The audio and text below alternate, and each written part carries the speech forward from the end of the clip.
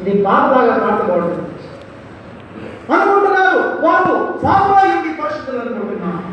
వారు ఆత్మీయ దరిద్రతలో ఉండి మేము ధనవంతులం అనుకుంటున్నారు. దిక్కుమాల వారై ఉండి ధనవంతులం అనుకుంటున్నారు. భౌతికమైన ఆశీర్వాదాలు దేవుడు ఇచ్చాడు, కాలించాడు, మంటించాడు, ఉద్యోగం ఇచ్చాడు, పాలించాడు, బిడ్డలించాడు, ఓన్లీ ఆశీర్వాదాలు అనుకుంటారు. కాదు, భౌతికమైన ఆశీర్వాదాలని ఆత్మీయ ఆశీర్వాదాలు అనుకుంటున్నాను.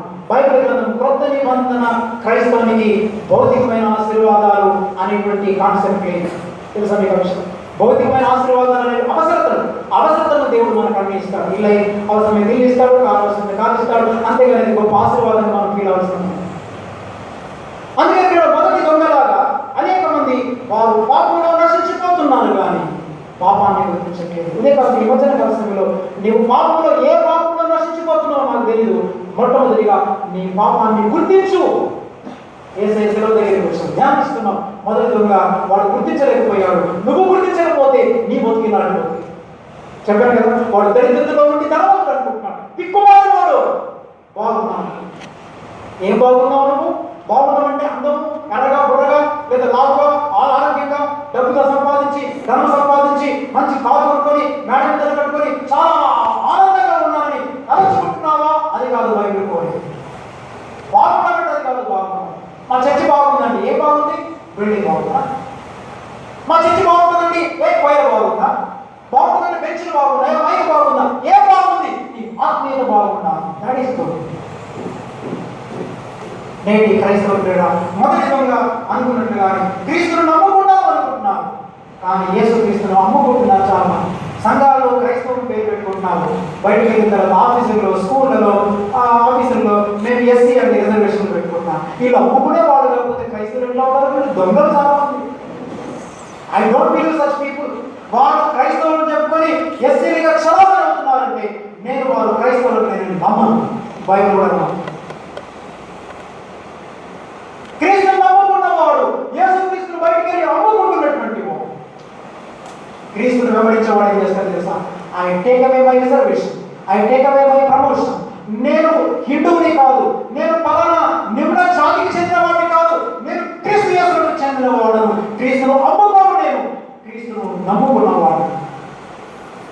ఇలాంటి మొదటి రకమైన దొంగలు చాలా మంది మన సంఘాల్లో ఉన్నారు. వాళ్ళు మారు మరి కొంచెం ముందుగా దగ్గర ఈ మొదటి దొంగ ఉన్నటువంటి మరొక లక్షణం ఏంటంటే, ఈ మొదటి దొంగ తనలో ఉన్న రెండవ లక్షణం చెప్తాను. మొదటి లక్షణం, వాడు పాపంలో ఉన్నా కానీ తన పాపాన్ని గుర్తించట్లేదు. రెండవది, ఈ మొదటి దొంగ భౌతికమైన రక్షణ కోరుచున్నాడు కానీ వీడు నిత్యమైన రక్షణ కోరడం లేదు. ఏమంటున్నాడు?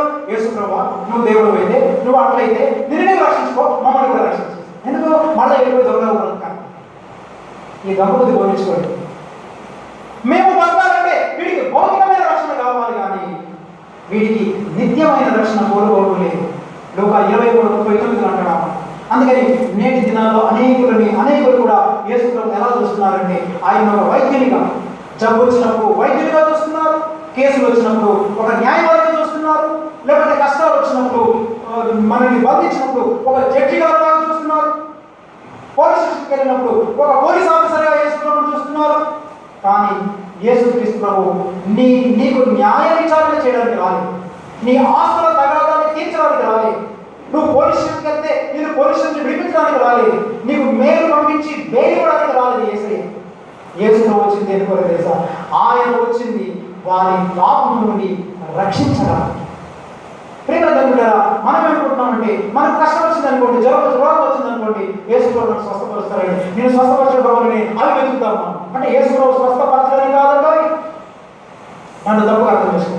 కానీ ఈ రోజు చాలా మంది ఏమనుకుంటున్నారంటే, యేసు ప్రభు స్వస్థపరిచేవాడుగా, ఆశీర్వదించేవాడుగా, చిన్నీళ్ళంటి పెద్దలు ఇచ్చాడండి, భౌతికమైన దీవెనలు ఇచ్చేవాడిగా చూస్తున్నాం. కానీ యేసయ్య భూలోకానికి వచ్చింది నీ కాలు ఇవ్వడానికి, బండి ఇవ్వడానికి, ఉద్యోగం ఇవ్వడానికి రావాలి. యేసయ్య నీ పాపం నుండి నిన్ను విమోచించడానికి వచ్చింది.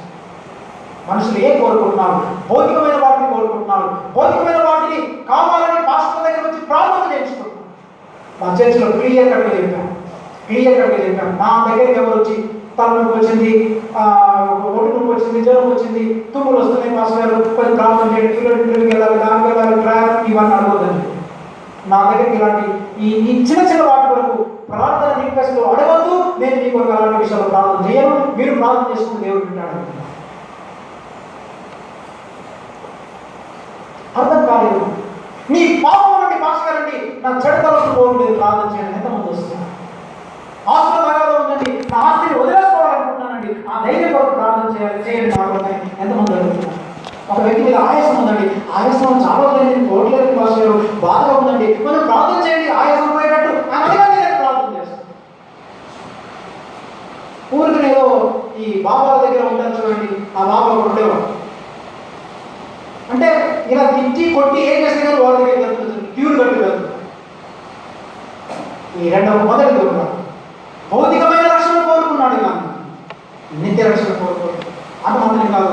ఈ మొదటి దొంగలో ఉన్నటువంటి మూడవ లక్షణం ఏంటంటే, ఈ మొదటి దొంగ యేసునే శోధిస్తున్నాడు, యేసును హేళన చేస్తున్నాడు. ఏమన్నాడు?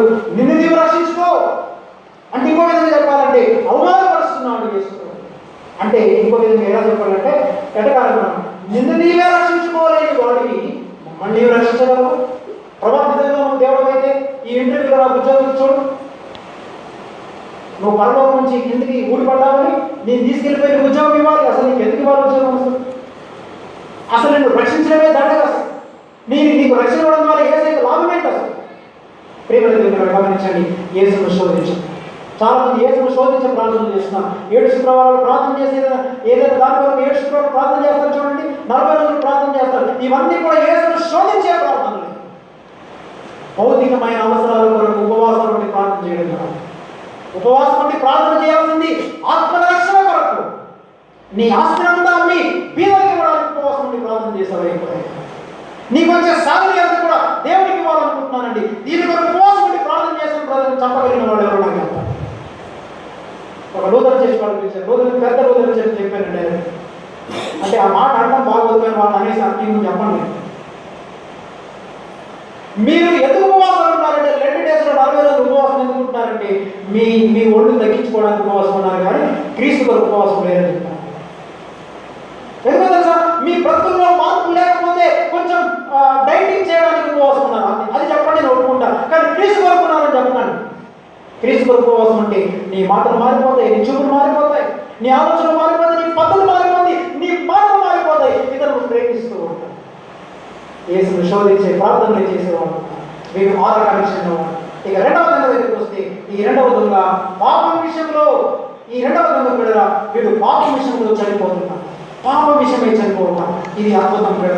అందుకే ఈ 2వ దొంగలో ఉన్న మొదటి లక్షణం ఏంటంటే తాము చేసిన పాపానికి వాడేమంటున్నాడు? ఇది మనకైతే ఇది న్యాయమే. ఎంత మంచి మాట్లాడండి. మనకైతే ఇది న్యాయమే అంటే తాను చేసిన పాపానికి శిక్ష పడటం న్యాయమే అని ఒప్పుకుంటున్నాడు. అంటే ఇంకో విధంగా చెప్పాలంటే తన పాపం విషయమే తాను పశ్చాత్తాపం. యేసయ్య శిలువ దగ్గరికి వచ్చిన వాళ్ళు తమ పాపాల విషయమై తాము పశ్చాత్తాపం చెప్పాలి.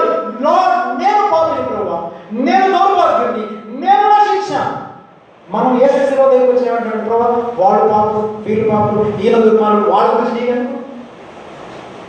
లివింగ్స్టన్ పాపం చేస్తే లివింగ్స్టన్ని దేవుడు శిక్షిస్తాడు. డేవిడ్ పాపం చేస్తే డేవిడ్ని దేవుడు శిక్షిస్తాడు. నువ్వెవరు అసలు మాట్లాడడానికి? మీకు తెలియదండి, మొత్తం అంతా డబ్బా ఎదుగుపోయాడు, ఎదుగుకోవాలి, దేవుడు వాళ్ళు శిక్షిస్తాడు. నీకెంత కావాలి? నీ డబ్బు ఎత్తుకుపోయాడు నీ బాగా, నీ డబ్బు ఎత్తుకుపోయి అంత డబ్బు ఇంట్లో దాచుకోమన్నాడు. అసలు ఇల్లులో చాలా మంది దొంగ ఎందుకు పడుతున్నారు తెలుసా? కావాల్సిన దానికంటే ఎక్కువ దాచుకున్నారు కాబట్టి దొంగలు పడుతున్నారు. అందుకని మాట్లాడలేదు. మా బైబిల్ కాలేజ్ చెప్పాను, ఎవరైనా వీళ్ళు దొంగలు పడి డబ్బులు పోలీసులు కంప్లైంట్ చేయగలరు. ఎందుకంటే అసలు అందుకని నీకు స్టమక్ నుంచి దాచుకున్న కూడా దొంగలు చెప్పాడు. ఎందుకంటే అది వాడి సుఖం వేరే దాన్ని. మీరు నాకు కంప్లైంట్ అర్థం చేసుకోలేదు, నా మాట మీకు కంప్లైంట్ వినలేదు. మా డ్యాడీ అన్నాడు, సార్ కొంచెం తగ్గించి మాట్లాడారు సార్, ఆయనకు బాగా తెలిసిన ప్రసక్తి విధిగా నాకు చాలా ఇన్స్ట్రక్షన్స్ ఇచ్చారు. తగ్గండి sir, please sir, please sir, ఇంకోసారి పిలుస్తారు సార్. చెప్పాలంటే నేను 0 లెవెల్లోనే మాట్లాడుతున్నాను, ఇంకా నా లెవెల్లో నేను మాట్లాడుతున్నాను. అదే మొన్న ఏదో సంఘంలో పిలిచాను, చాలా పెద్ద సంఘం, విజయనగరం బ్యాప్టిస్ట్ చర్చ్. ఇక్కడ చెప్పాను, చాలామంది ఉన్నారు, దాదాపు 1000 మంది ఉన్నారు. నన్ను ఒక 4-5 నెలలు పాస్ట్లో పెట్టుకోండి, ఈ 1000 మందిని 50 మందికి చేస్తాను. వేస్ట్ అందరూ ఈ చెత్త చెదారంలో నరకానికి వెళ్ళిపోయే ముందు అబ్బా ఈ మంచోళ్ళు కూడా అందులో చెడిపోతారు. అందుకని 50 మంది పవిత్రంగా ఉండి పరలోకం తీసుకెళ్తే మంచిది కదా. మనకు జనం కావాలి,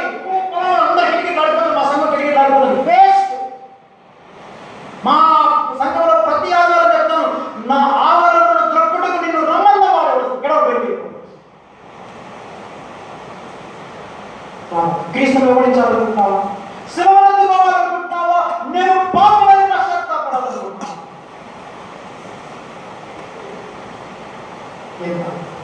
పాపిని యేసు ప్రభు, పాపిని యేసు ప్రభు ఉన్నమాట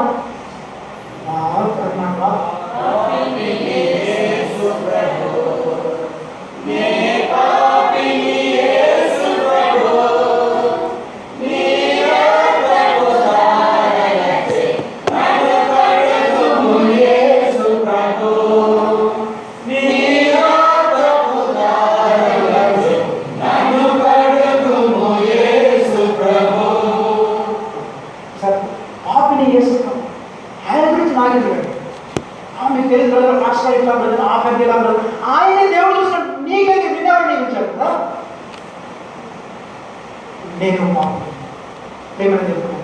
నేను పాపిని దావీదు పాపం చేసినప్పుడు నాతాను ప్రవక్త చెప్పినప్పుడు దావీదు ఏమంటున్నాడు, అయ్యో నేను పాపం చేశాను. మనం అస్తమానం మంది కళ్ళలో చూస్తాం, వాడు పాపుడు వీడి పాపుడు, నేను మాత్రం పరిశుద్ధుని ప్రభావం నీ దగ్గర సరికి మరుగు నీ పాపం అంటే ఏదో ప్రభావాన్ని చేశాను ప్రభావం, మరి వాళ్ళు కారణం చేశారు ప్రభావం. మన స్వభావం ఎంత స్వభావం. అందుకే నేను చాలాసార్లు ఇతరులు నిందించడం మానేసాను. ఇతరులు నిందించండి, ఇతరులు జడ్జి కూడా చేయట్లేదు, సత్యాన్ని మాత్రం చెప్తున్నానంటే ఇలా ఉంది వాటికి ఇలా బ్రతుకుతామంటున్నాను అంతే. సత్యం చెప్పి వదిలేస్తున్నాను, అది మీ ఇష్టం, అలా బ్రతకాలంటే బ్రతుకుతాను. నేను మాత్రం ఇలా బ్రతుకుతున్నాను. దేవుడు నన్ను ఒక ప్రవక్తగా నియమించాడు, ప్రకటించమని నన్ను ప్రకటిస్తున్నాను. మీరు బ్రతుకుతారు లేదో మీ ఇష్టం. అందుకని మొదటి దొంగ మనము శిక్ష పడుట న్యాయమే. నేను పాపిని ఒప్పుకుంటున్నాడు, అంత అక్కడితో ఆగిపోలేదు, అంతటితో సరిపోదు కూడా, నేను పాపిని ఒప్పుకోవాలి. రెండవదిగా ఎవరంటే తెలుసా, వీడు అంటున్నాడు, యేసు నీ రాజ్యంతో వచ్చినప్పుడు నన్ను జ్ఞాపకం చేసు, అంటే నీవు రాజువి, నీవు పరిశుద్ధుడివి, నీవు రక్షకుడివి, నీవు దేవుడివి అని దేవుని నామానికి భయపడుతుంది. నేను పాపిని ఒప్పుకోవడం మాత్రం కాదు, ఆయన రక్షకుడు అని కూడా మనం చెప్పాలి. ఆయన పరిశుద్ధులను ఒప్పుకోగలిగా, ఆయన రక్షించి నా పాపం నుండి విమోచించగలిగిన శక్తివంతుడని నేను చెప్పగలను.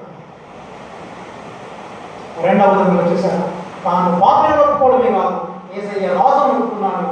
మూడవదిగా ప్రేరణ ఏమని ప్రార్థన చేస్తున్నాడంటే, ఈ దొంగ అంటున్నాడు, జాగ్రత్త వినండి, శిలువ మీద మరణిస్తున్నాడు వీడేమన్నా ప్రభు నన్ను కూడా ఏదో విధంగా బయటికి లాగే ప్రభు అట్లా చూడండి. వీడి ప్రార్థన బాగుందంటే, శిలువ శిక్ష నుండి తప్పించమని ప్రార్థించడం లేదు కానీ నరక శిక్ష నుండి తప్పించమని ప్రార్థిస్తుంది. That is the excellent prayer. ఏమంటారు చెప్పండి, శిలువ శిక్ష నుండి నన్ను తప్పించండి, ఏదో విధంగా శిలువ నుండి బయటికి రారండి అని ప్రార్థించట్లేదు. శిలువ శిక్ష నుండి నన్ను తప్పించడం కాదు, నన్ను నరక శిక్ష నుండి. యేసు నీ రాజ్యంతో వచ్చినప్పుడు నన్ను జ్ఞాపకం చేసుకో ఒకసారి. వీడు ఎలా చూడండి, యేసయ్య రాజు అని, ఆయనకు రాజ్యం ఉందని, ఆయన తిరిగి వస్తాడని వీడికి బైబిల్ నాలెడ్జ్ చాలా ఉంది. దొంగకి ఈ రోజుల్లో చాలా మంది దొంగలు బైబిల్ నాలెడ్జ్లో దొంగలు ఉన్నాం మనం చాలా మంది, కానీ వాస్తవం ప్రకారం బ్రతకం. కానీ ఈ వాక్యం తెలిసిన దొంగలుగా మనం బ్రతుకుతున్నాం. వాక్యం బాగా తెలుసు కానీ ఆ విధంగా మనం చేయొచ్చు. అందుకని మనం దేని కొరకు ప్రారంభిస్తాం, భౌతికమైనటువంటి రక్షణ కొరక లేదా నిత్య రక్షణ కొరక. అప్పుడు యేసు ప్రభు చెప్పిన మాట, నేను నీవు నాతో కూడా పరదేశంలో ఉంటాను. ఏమన్నాడు, నేను నీవు నాతో కూడా పరదేశం. చూడండి, 4 మాటలు ఉన్నాయి. నేడు అంటే తక్షణమే, నాతో అంటే ఎంత గొప్ప సహవాసం, పరదేశంలో అంటే ఎంత గొప్ప ఆనందం, నీవు ఉంటావు అంటే ఎంత గొప్ప నిశ్చయం. Today what a speed, with me what a company, in paradise what a joy, stability what an assurance. నేడు వెంటనే ఇలాంటి ప్రార్థనలకు యేసయ్య వెంటనే జవాబిస్తాడు, వెంటనే ప్రార్థన నేను అనుకుంటాను. అందుకే ఈ దొంగతో చెప్పాడు, నేడు నీవు నాకు కూడా ప్రారంభిస్తాను. సరే, యేసయ్య చనిపోతూ కూడా ఒక వ్యక్తిని ప్రారంభిస్తాడు. మరి ఈ దిన ఒకవేళ మనం ఇంకా రక్షింపబడే స్థితిలో ఉన్నట్లయితే మనం రక్షణ పొందుదాం. ఈ మూడవ యేసుక్రీస్తు పాపము విషయమై పాపము కొరకు ఆయన చనిపోతున్నాడు. ఆయన పాపము విషయమై మన కొరకు పాపముగా చేయబడ్డాడు. పాపమెరుగని వాని మనకై పాపముగా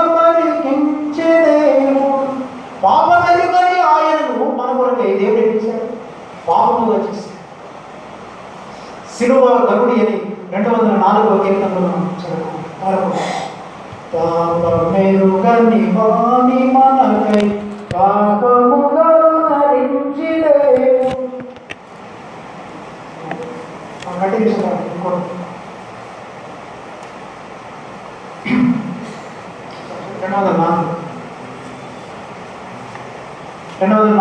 పాట 3వ వచనం.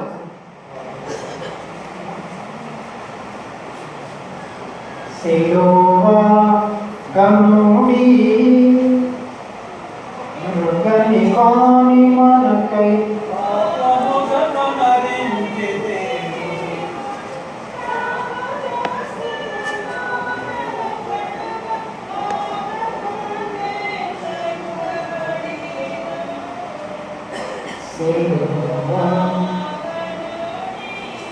అది యేసుక్రీస్తు మన కొరకు పాప శిక్షను ఆయన మన కొరకు భరించింది. వెళ్తులకు ఒక ఆత్మని రక్షించుకుని వెళ్ళి ఆ విధంగా మనం రక్షణ పొందాలని కోరుతున్నాం. 3వది మనం గమనిస్తే ఇక్కడ మనం నేరుగా 3వ మాటలకు వెళ్దాం. మనకి ఇంకా సమయం చాలా తక్కువ ఉంది కాబట్టి 3వ మాటలో అమ్మ ఇదిగో నీ కుమారుడు, ఇదిగో నీ తల్లి అనేటువంటి ఆ మాటని మనం పరిశీలన చేస్తున్నట్లయితే ప్రియమైన దేవుడు గారు, మరి తల్లి పట్ల కుమారుడైనటువంటి యేసుక్రీస్తు ఉన్నటువంటి గొప్ప ఆ ప్రేమని మనం గమనించాం. ఈ మాటలో 2 విషయాలు చెప్పాలనుకుంటున్నాం. ఒకటి ఏంటంటే తల్లి పట్ల తనకున్నటువంటి బాధ్యత. రెండవది తల్లి పట్ల తనకున్న గౌరవం. యవనస్తులైన వాళ్ళందరూ గుర్తుపెట్టుకోం. ఈవెన్ పెళ్ళిళ్ళైనటువంటి మనం కూడా పెద్దవాళ్ళమై మనం తల్లిదండ్రులు ఉంటే మనం కూడా ఈ మాటలు నేర్చుకోవాలి. 2 విషయాలు యేసయ్య నేర్పిస్తున్నాడు. ఒకటి, తల్లిదండ్రుల ఎడల బాధ్యత కలిగి జీవించాలి. రెండవది, తల్లిదండ్రుల ఎడల గౌరవం కలిగి జీవించాలి. నేను నా బుక్లో చాలా విషయాలు రాశాను. మనం పేపర్లో చాలాసార్లు చూస్తుంటాం.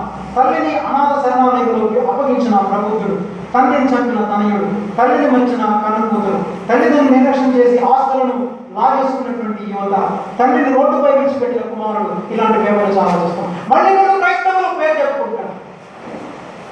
ఎంతమంది చాలా మంది తల్లిదండ్రులని అనాథ శరణాలయంలో పడేస్తారు. వీళ్ళు లక్షల రూపాయలు సంపాదించుకుంటున్నారు, ఉద్యోగాలు చేస్తున్నారు, డబ్బు సంపాదించుకుంటున్నారు, ఇల్లు ఉన్నాయి, కానీ చివరికి తల్లిదండ్రులను అనాథ శరణాలయంలో పడేస్తున్నారు.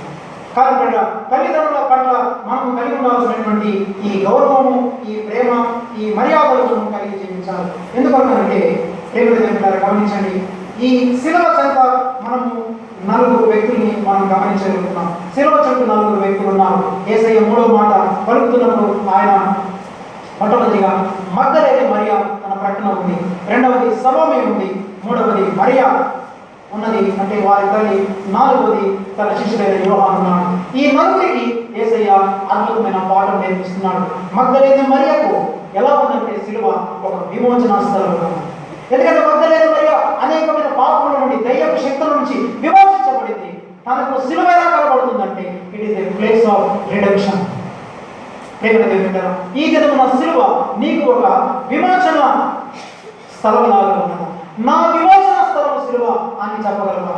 రెండవదిగా సలోమికి అంటే ఈ యోహాను జబదయి కుమారుల తల్లి అంటాం చూడండి, ఆమె పేరే సలోమి. ఈమె ఏమనుకుందంటే యేసయ్య బ్రతుకున్నప్పుడు ఆయన బాగున్నప్పుడు అంది, అయ్యా నా 2 కుమారులు చెరువు పక్కన నీ సింహాసనం మీద కూర్చోడానికి అవకాశం మనకు నాకు ఏర్పడింది.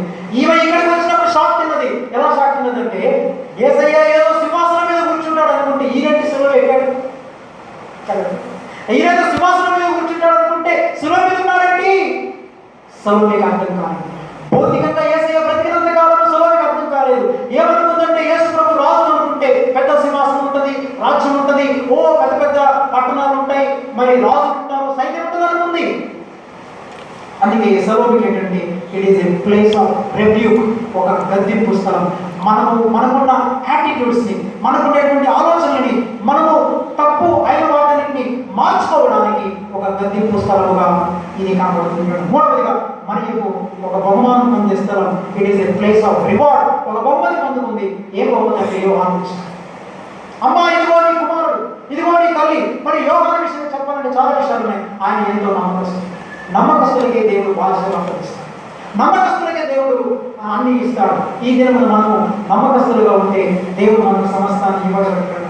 ఈ రోజున ఒక విషయాన్ని చెప్పి నేను 4వ మాటకి వెళ్ళిపోతాను. మనకి సమయం చాలా తక్కువ కాబట్టి ఒక 2 విషయాలు మీకు చెప్పాలనుకున్నాను. తల్లిదండ్రుల మధ్య పిల్లలకు ఉండేటువంటి సంబంధం నేటి దినాల్లో నేను చాలా గమనించాను.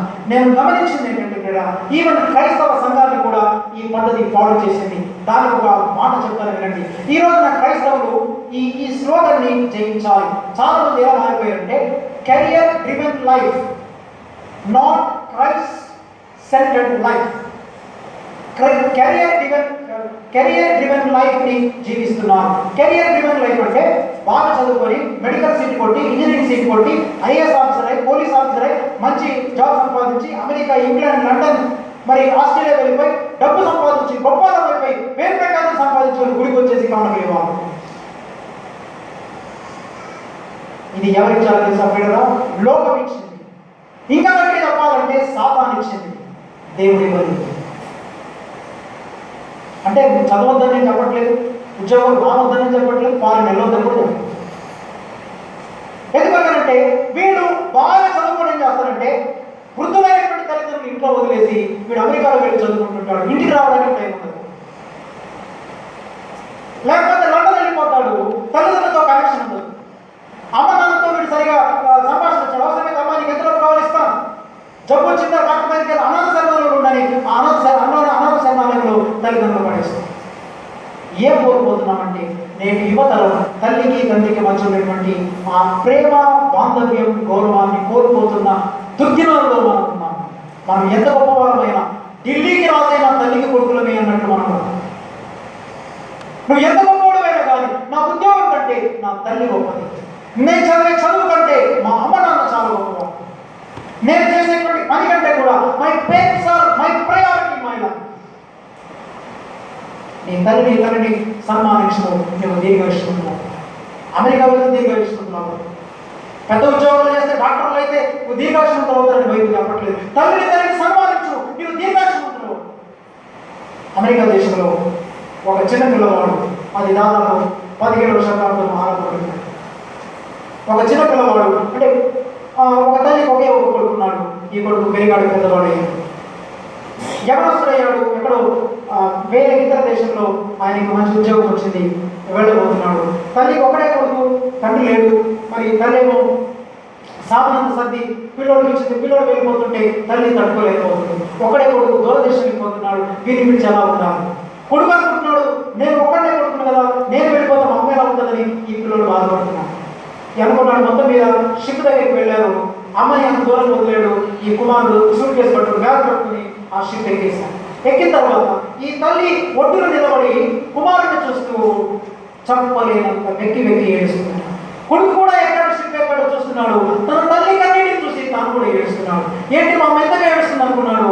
ఏమైనా సరే వచ్చి నాకు ఫారెన్లో వచ్చే ఉద్యోగం కంటే కూడా, నేను సంపాదించే డబ్బు కంటే కూడా నా తల్లి నాకు చాలా ప్రాముఖ్యం అనుకున్నాడు.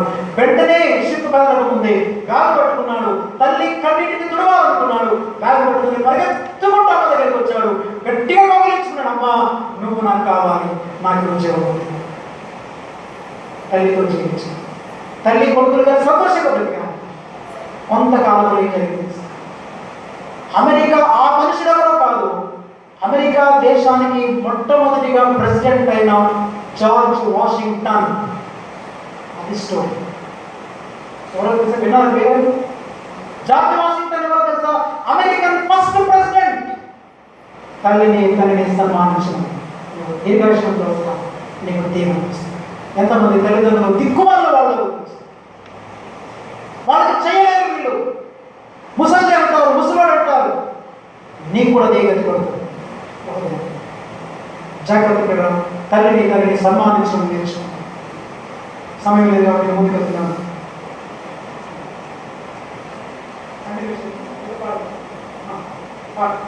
తర్వాత 4వ మాటలకు వెళ్ళడానికి ముందు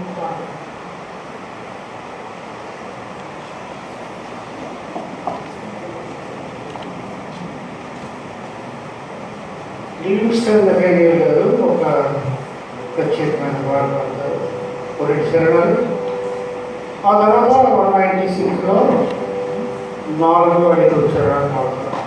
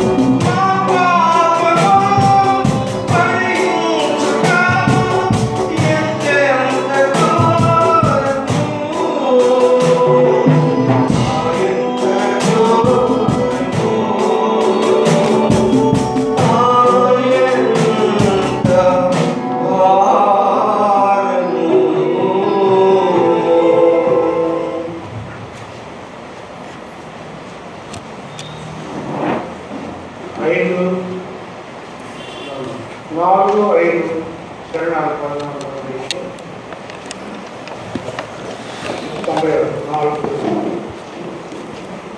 నా దేవా దేవా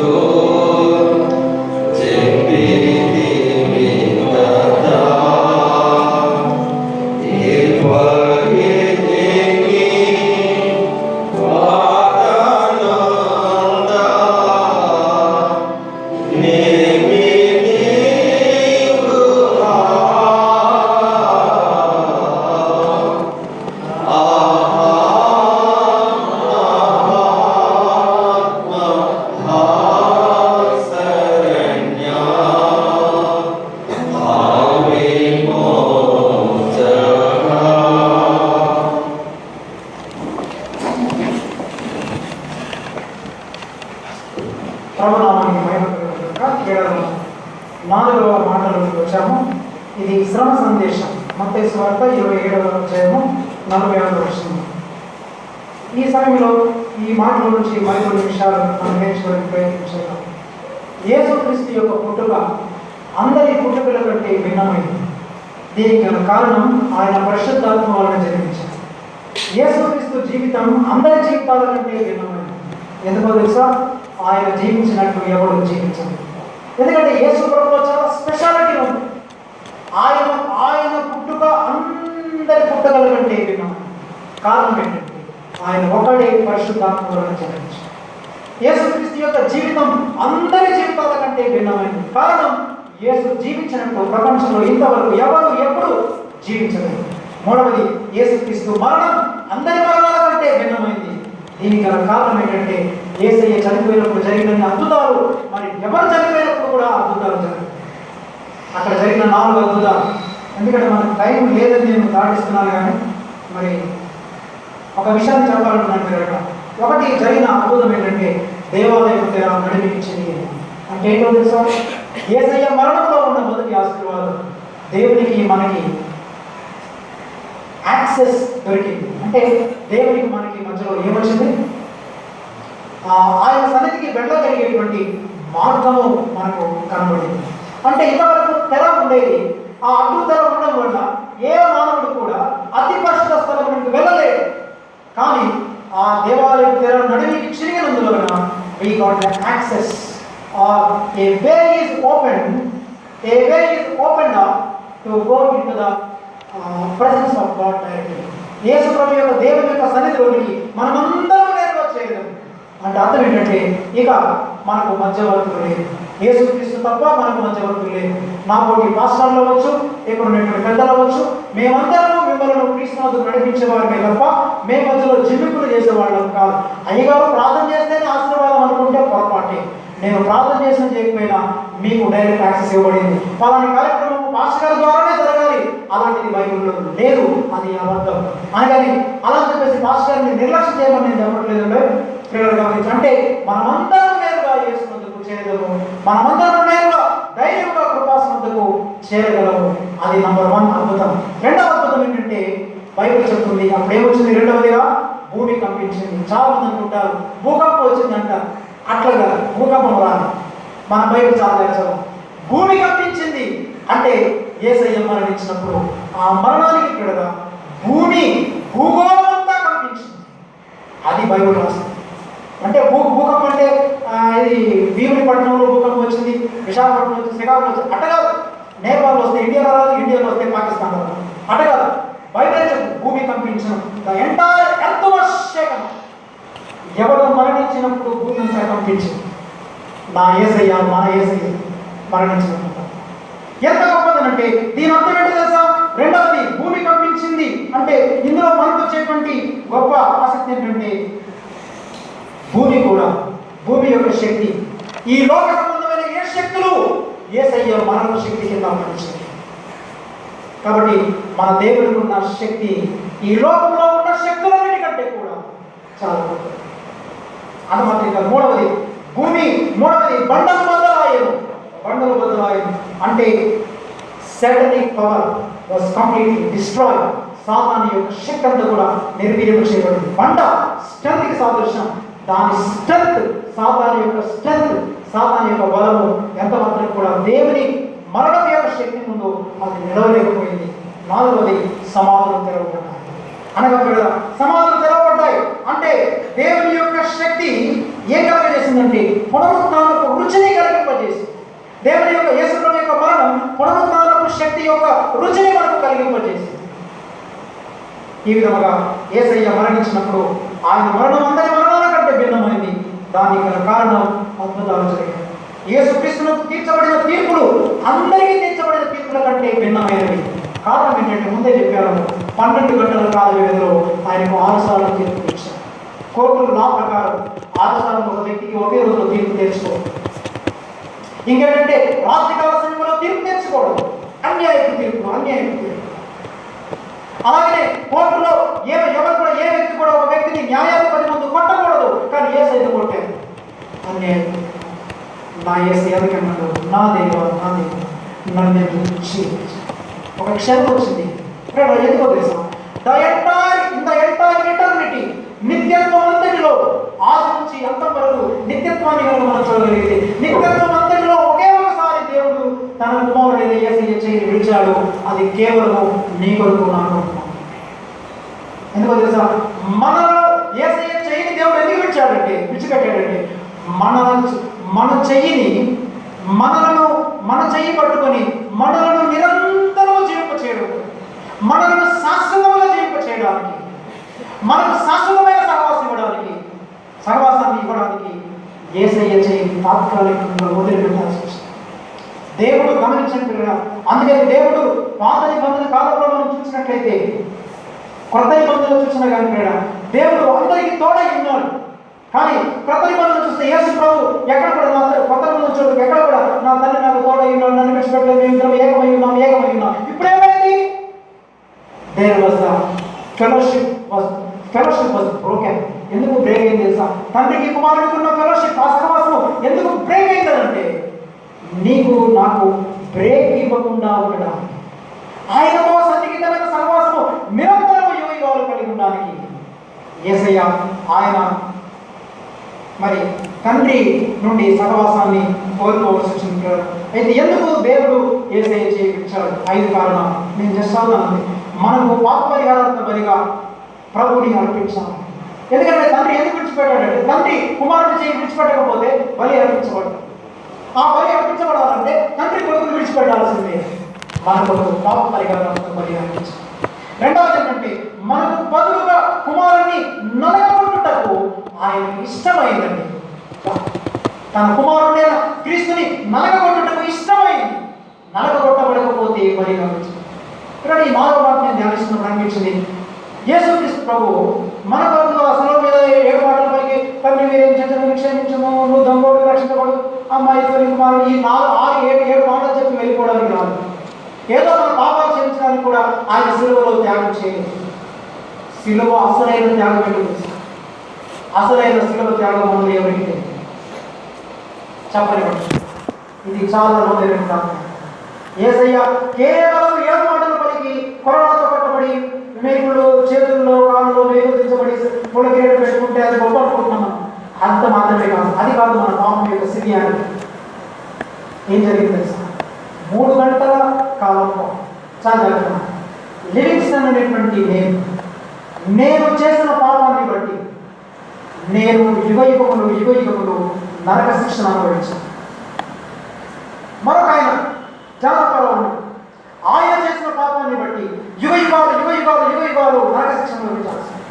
మరియమ్మ, మార్తమ్మ, సుక్కమ్మ, సూరమ్మ, లేకపోతే డేవిడ్, జాన్సన్, వీళ్ళందరూ చేసిన పాపాలను బట్టి మనం యుగ యుగాలు నిత్య శిక్షణ నరక శిక్షణ అనుభవించాం. ప్రపంచంలో ఉన్న మానవులందరూ యుగ యుగాలు అనుభవించాల్సిన నరక శిక్ష అంతటిని యేసయ్య 3 గంటల కాలంలో అనుభవించాడు.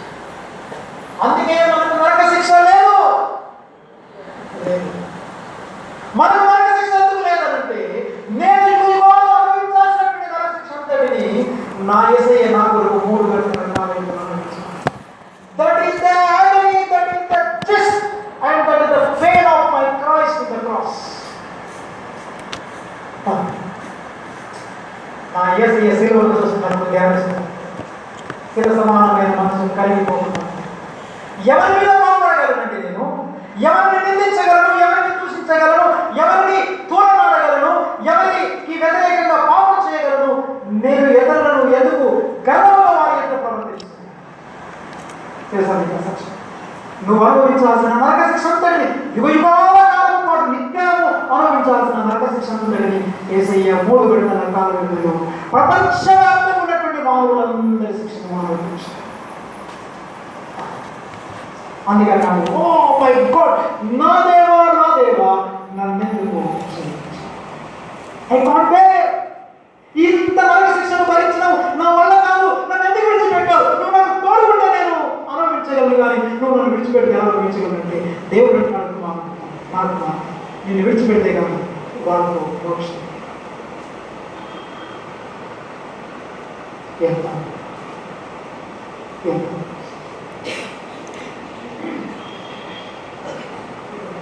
నేను అసలు ఈ విషయాన్ని తట్టుకోలేకపోతున్నాను. అంటే నా తండ్రి యొక్క ప్రేమ ఇది ఎంత అపారమైంది, ఎంత అద్భుతం.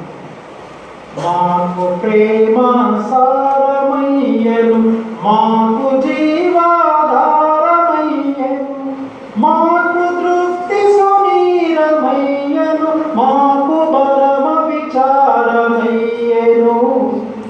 సిలువ గనుడి సిలువలో ప్రేలాడు ప్రభువే విలువ కందగరాని నెలవి మనకై గొనియ గల్వారి నిపుడు సాష్టాంగములన చుచు సిలువ గనుడి మాకు ప్రేమ సారమయ్యను, మాకు జీవ తారమయ్యను, మాకు తృప్తి సునీరమయ్యను, మాకు పరమ విచారమయ్యను.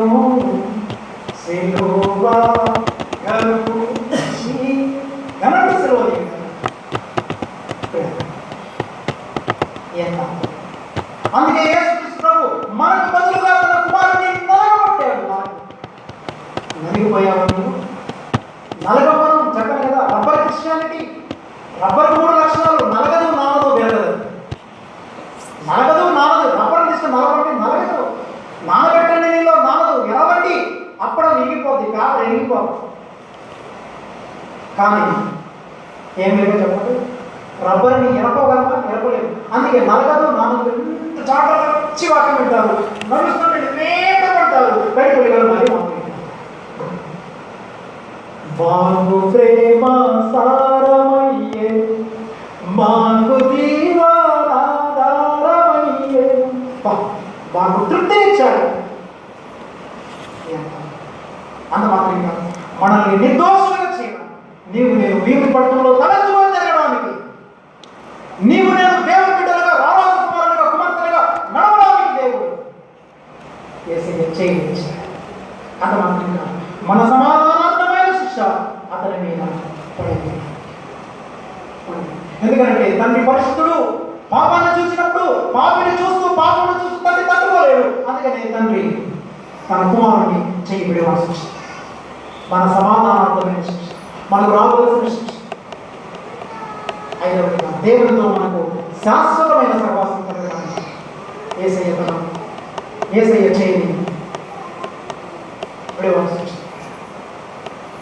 ఈ విధముగా మరి నా దేవా నన్ను ఎందుకు చేయండి. ఐదవదిగా యేసు ప్రభు అన్నారు 5వ మాట, నేను తప్పికొనుచున్నాను. నేను తప్పికొనుచున్నాను. ఇది సేవా సందేశం. సేవా సందేశం. నేను తప్పికొనుచున్నాను. యేసయ్యకు చేదు చరిత్రను ప్రారంభించి, యేసయ్యకు చేదు చరిత్రను ప్రారంభించి చాలా విషయాలు ఉన్నాయి. అంటే నాకు ఈ 3 గంటలు సరిపోదనుకుంటున్నాను. రోజు మళ్ళీ ఇంకోసారి శిలువ మీద మళ్ళీ చెప్పాలి. ఇప్పుడు వేరే టైంలో అయినా పర్వాలేదు కానీ ఈ యేసుక్రీస్తు ప్రభు ఆ శిలువ మీద నేను తప్పికొనుచున్నాను. వారు యేసయ్యకు కొన్ని అంటే పాత్రలు ఇచ్చారు. మనం 4 సువార్తలని జాగ్రత్తగా చదివితే మనం జాగ్రత్తగా చదివే టైం ఉండదు కదా. మనంతా క్యాలెండర్ వేసుకోవాలి. క్యాలెండర్ నిలబడి దేవుడు ఆది వాక్యం దేవుడు ప్రభావం దీవించు ఆమె ప్రభావం కార్యక్రమం.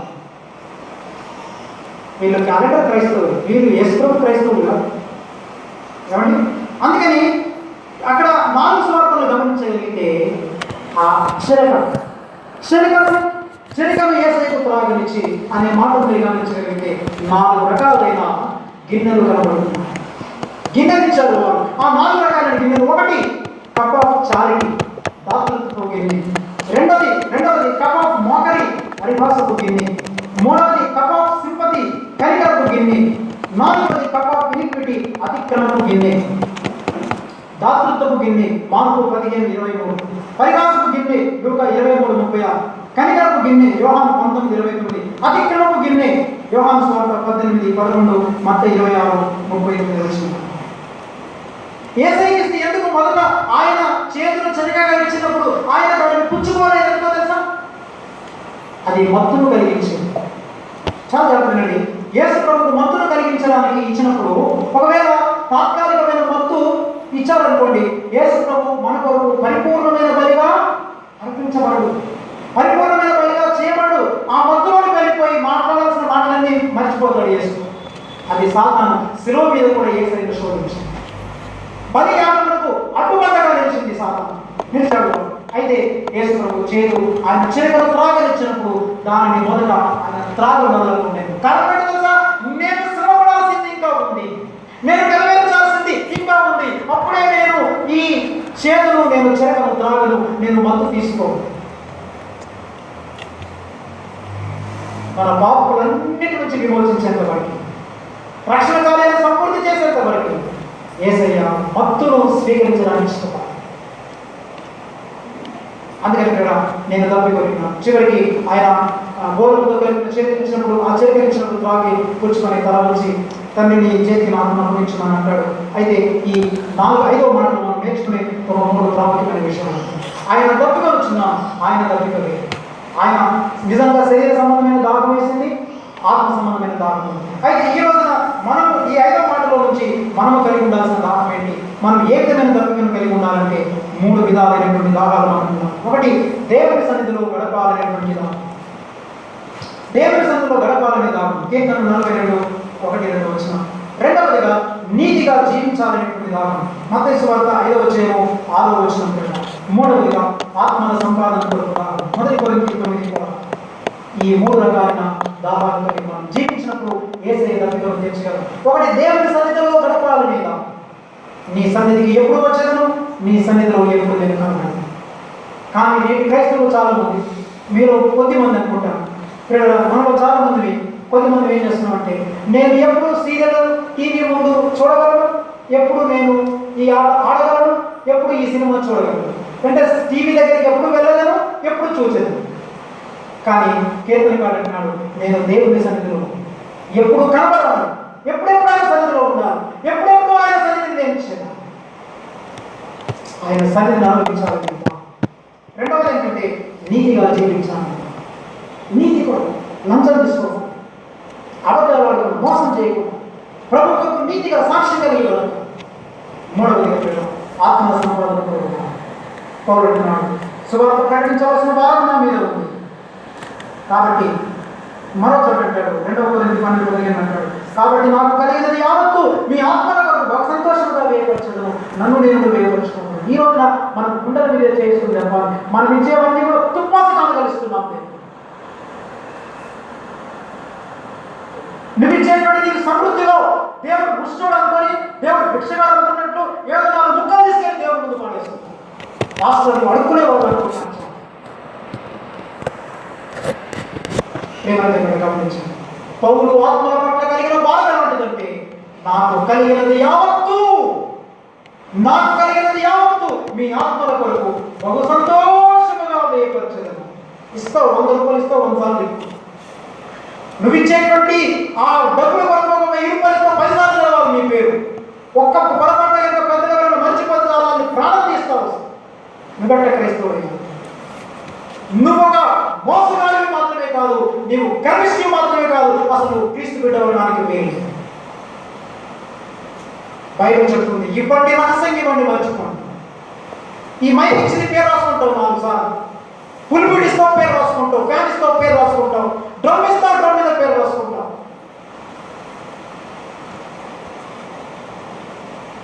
ఎంతమంది గర్విష్ఠులు, ఎంతమందిని మేమటి మనం పొగడతలు కావాలని, మనుషులు మెచ్చుకోవాలని దాహం కోరినటువంటి వాడు. ఈ దాహం ఉంది మనకి, సంఘంలో కనబడాలి, పెద్దగా నిలబడాలి, అందరూ నన్ను మెచ్చుకోవాలి, మా కుటుంబమే బాధపడబడుతుంది, మా కుటుంబమే మమ్మల్ని మెచ్చుకోవాలని ఆశిస్తుంది. ఈ దాహాలు ఉన్నాయి. ఏ దాహం అంటే, నేను ఆత్మల సంపాదన అంతా ఇస్తాను. చెప్పండి, ఎవరు నా పేరు చెప్పిన చెప్పగలరు? దయచేసి అందరూ కవర్లు పెట్టి పేరు రాసేటప్పుడు ఇచ్చి అలా పేరు అన్ని రావాలి. ఈ పేరు ఎవరిదైనా పొరపాటు మిస్ అయ్యిందా, ఇక వాళ్ళ మీద విడిచిపడిపోతాం. ఈ ఈ ఈ భయంకరమైన ఈ ఆచార సంబంధమైన భక్తి నుండి మనం ఎప్పుడు విడుదల పొందుతాం? వీటికి తక్కువ లేదు, మనం ఆచారాలకేం తక్కువ లేదు, కవర్లకేం తక్కువ లేదు. మనకి ఒకరు ఇచ్చినా కానీ గీసి ఇస్తాం, అది కూడా సరిగ్గా ఇవ్వరు. ఇచ్చింది కొంత అయితే చెప్పుకునేది అంత చెప్పుకుంటాము. ఆత్మల కొరకు నాకు కలిగింది యావంతో నేను ఇవ్వాలి. నేను చేయకుండా మీకు ఎవరు ఇలాంటి దాహం ఏసయ్య శిలువలో వెళ్ళినాడు. నేటి దినం ఇలాంటి దాహంతో మనం జీవించాలి. ఏ దాహం? అది కొరకు దాహం కాదు. ఏ దాహం?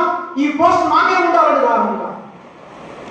లేకపోతే నేను పలాని సింగర్గా నేనే ఉండాలి, మ్యూజిక్ నేనే వాయించాలి, లేక పలాని సంఘంలో పెద్దగా నేనే ఉండాలి, అంత నా జీవనంలో జరగాలి. ఈ దాహం ఉంది కానీ మనకి నేను కనబడకుండా మరుగుపరచబడి క్రీస్తును మహిమపరచాలి. నా కలిగినంత ఇచ్చేస్తాను, వెళ్ళిపోతాను, నా పేరు కూడా చెప్పాను. అలాంటి ఆత్మల కొరకు దాహం. ఆత్మల కొరకు ఎంత ఖర్చు పెడుతున్నాము? మన కలిగిన దాంట్లో ఎంత ఇవ్వగలుగుతున్నాం? ఎంత ఇచ్చి దేవుని సేవను నిలబెట్టగలుగుతున్నాము? అంటే దేవుని సేవను నిలబెట్టాల్సిన అవసరం లేదనుకోండి, దేవుడు చూసుకోవాలి. బట్ దేవుడు నీకు ఇచ్చిన అవకాశాన్ని ఎంతవరకు నువ్వు సద్వినియోగం చేసుకోవాలి?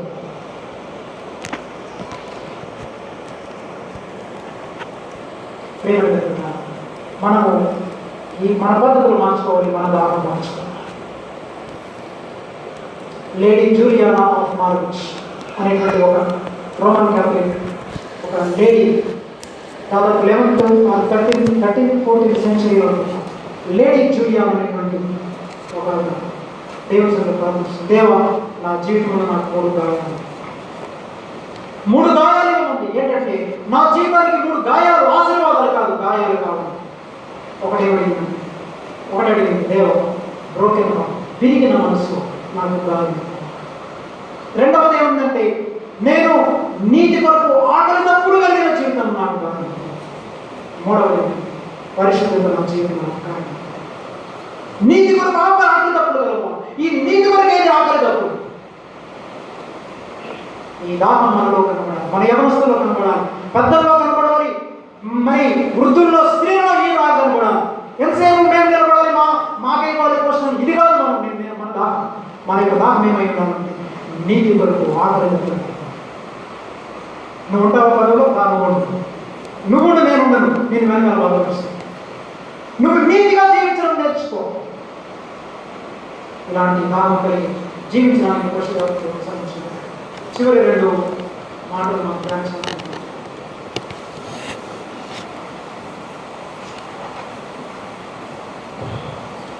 షారోన్ ప్రశ్న ప్రత్యేకమైన మాట్లాడతారండి.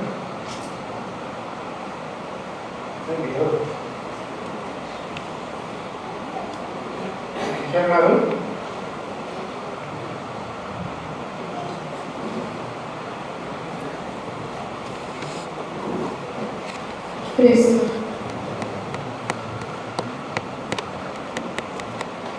సినిమలో సాగింది యాత్ర, కరుణామయుని దయగల పాత్ర. సినిమలో సాగింది యాత్ర, కరుణామయుని దయగల పాత్ర. ఇది ఎవరి కోసమో, ఈ జగతి కోసమే, ఈ జనుల కోసమే, ఈ జగతి కోసమే, ఈ జనుల కోసమే. సిలువలో సాగింది యాత్ర, కరుణామయుని దయగల పాత్ర. చెలువని కొట్టింది ఒకరు, తన మోపైన మోసింది మరి ఒకరు. చెలువని కొట్టింది ఒకరు, తన మోపైన మోసింది మరి ఒకరు. బంతులాడినారు, బాధలను పెట్టినారు, బంతులాడినారు, బాధలను పెట్టినారు. నోరు తెరవలేదా ఈ ప్రేమ, బదులు పలకలేదా ఈ ప్రేమ. నోరు తెరవలేదా ఈ ప్రేమ, బదులు పలకలేదా ఈ ప్రేమ. ఇది ఎవరి కోసమో, ఈ జగతి కోసమే, ఈ జనుల కోసమే. సిలువలో సాగింది యాత్ర, కరుణామయుని దయగల పాత్ర. వెనుక నుండి తన్నింది ఒకరు, తన ముందు నిలిచి నవ్వింది మరి ఒకరు. వెనుక నుండి తన్నింది ఒకరు, తన ముందు నిలిచి నవ్వింది మరి ఒకరు. గేలి చేసినారు, పరిహాసమాడినారు, గేలి చేసినారు, పరిహాసమాడినారు. నోరు తెరవలేదా ఈ ప్రేమ, బదులు పలకలేదా ఈ ప్రేమ. నోరు తెరవలేదా ఈ ప్రేమ, బదులు పలకలేదా ఈ ప్రేమ. ఇది ఎవరి కోసమో, ఈ జగతి కోసమే, ఈ జనుల కోసమే, ఈ జగతి కోసమే, ఈ జనుల కోసమే. 6-7 చరణాలు పడుతుందండి, అందులో వేసుకోవాలి.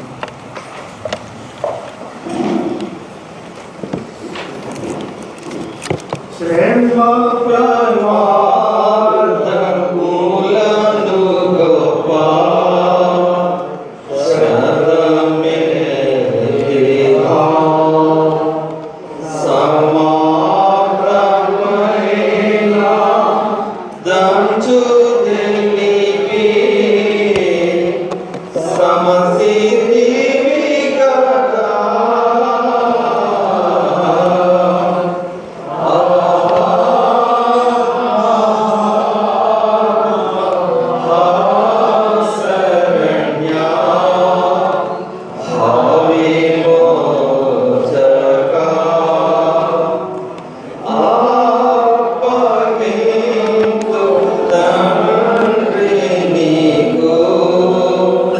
Nama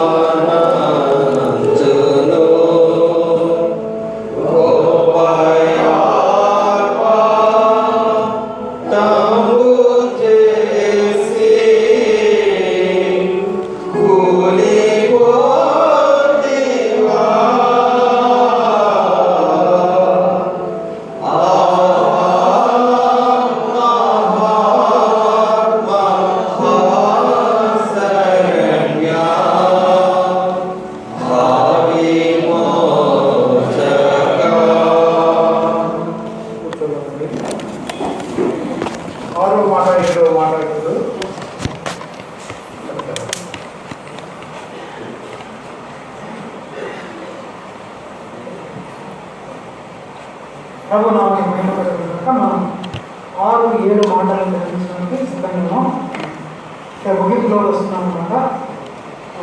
దయచేసి నేను చెప్తున్నటువంటి మాటలకి మీలో ఎవరైనా ఏంటి ఇలా చెప్తున్నారు, ఇలా గట్టిగా మాట్లాడుతున్నానని అనుకోవచ్చు. అయితే నేను దేశంతో కానీ వేరే ఉద్దేశంతో మాట్లాడలేదు. ఈ రోజున మనల్ని గద్దించి గట్టిగా చెప్పి తప్పు చేస్తున్నారు చేయకు అని చెప్పగలిగేవారు నాకైతే విశాఖపట్నంలో ఏ భాష ఉండదు. నా మట్టుకైతే ఎవరు కనపడండి. అందరూ వచ్చి పొగడేసి అయ్యా అయ్యా మీరు ఇలా వెళ్ళిపోతున్నాను, మోసం చేస్తున్నాను చాలా. కానీ I'm here to tell you every one of you, మనము ఆచార సంబంధమైన భక్తికి అలవాటు పడి ఇలా జీవించినట్లయితే మనం ఎవరు కూడా ప్రభు దగ్గరికి వెళ్ళాలి. Because Christianity has completely gone away onto the wrong track. ఇది నేను ముఖముగా చెప్తున్నాను. క్రైస్తవ్యం ప్రపంచవ్యాప్తంగా 600 సంవత్సరాల నుంచి వేరే మార్గంలోకి వెళ్ళిపోయి ఇది కరెక్ట్ అనుకుంటున్నాను. ఎవరు ధైర్యం చేసినందుకు చెప్పేవాడు చెల్లుబాటు, వాడు చెల్లరు, వాడిని పిలవరు. నేనేం తీర్మానం చేసుకున్నాను, ఎవరు పిలిచినా పర్లేదు, పిలవకపోయినా పర్లేదు, నన్ను చంపినా పర్లేదు, నన్ను ఎవరు సమాధి చేయకపోయినా పర్లేదు, నా పిల్లలకు పెళ్లి కాకపోయినా పర్లేదు. That is my determination. అందుకని ఆయన daily to tell each and every truth to you, సత్యం చెప్తాను. విమర్శ కోసం కాదు, సత్యాన్ని ప్రాధాయపడి చెప్తున్నాను. అయ్యా మనం ఇలా బ్రతికితే మనం ప్రభుత్వం ఉంటాం. అందువల్ల కొన్నిసార్లు కఠినమైన మాటలు చెప్పాల్సి వస్తుంది, అంతే తప్ప వేరే ఉద్దేశంలో మీరు తలచదు. ఇంకొకటి, ఈ 7 మాటల కార్యక్రమాన్ని ముగించడం వరకు కూడా నేను చెప్పాను.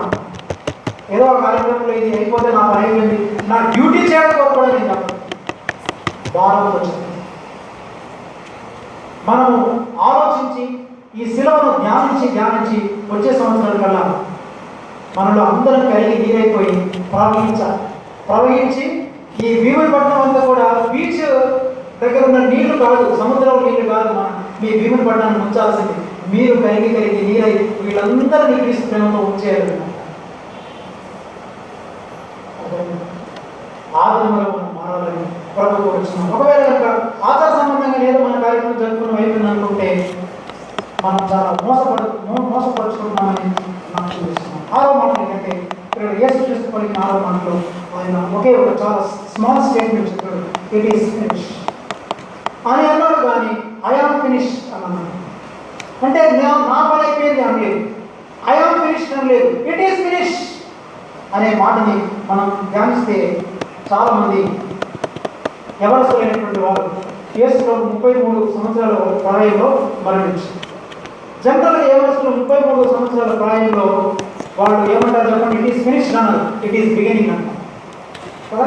మై కెరియర్ హ్యాస్ బిగన్, నా కెరియర్ బిగిన్ అయిందంట. కానీ యేసయ్య 33 సంవత్సరాలు తన కెరియర్ అంతటిని ముగించేశారు, ఇట్ ఈస్ ఫినిష్. ఎంత కాలము బ్రతుకుచున్నాము అనేది ముఖ్యం కాదు, ఎంత బాగా ప్రభు కొరకు బ్రతుకుచున్నాము అనేది ముఖ్యం. జిమిలియట్ అనేటువంటి దైవజనుడు lord, I don't want long life but I want full life. దేవా నాకు దీర్ఘాయుషు వద్దు, దీర్ఘాయుషు కోసం నేను ప్రార్థన చేయలేదు, నాకు కావాల్సింది ఫుల్ లైఫ్.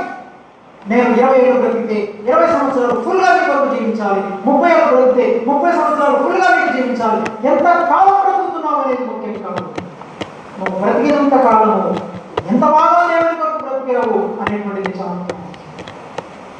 ఈరోజు చాలా మంది ఉంటారు, కొంతమంది వృద్ధులు, నా దగ్గర క్షమించండి, వృద్ధుల గురించి నాకేమి ద్వేషభావం లేదు, వాళ్ళు ఇంకా చాలా కాలం బ్రతకాలని కోరుకుంటారు.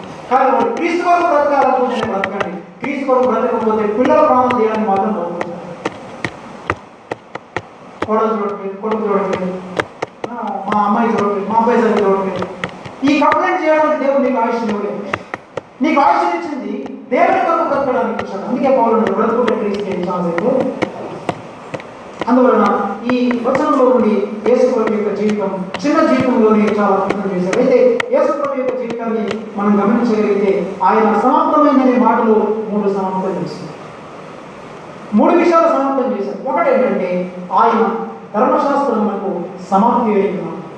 రోమపత్రిక 10:4, గలతీ 3:14, గలతీ 3:25 ఇందులో చదవండి. మీరు దయచేసి రెఫరెన్స్ రాసుకోలేని వాళ్ళు, మెసేజ్ కంప్లీట్గా వినలేని వాళ్ళు, ఒకరు విన్నదాన్ని మర్చిపోయిన వాళ్ళు కంగారు పడక్కర్లేదు, బాధపడక్కర్లేదు. మీకు అవసరమైతే ఈ బుక్ అందరినీ కూడా నేను సుందర్ సింగ్ గారికి నేను ఇస్తాను. మరి ఆయన దగ్గర నుంచి తర్వాత అని ఇప్పుడు వెళ్ళిపోయి నడకండి సార్ ఆయన బుక్ ఇచ్చారు. ఇది బుక్ ఫామ్లో నేను ఆయనకి ఇవ్వాలనుకుంటున్నాను.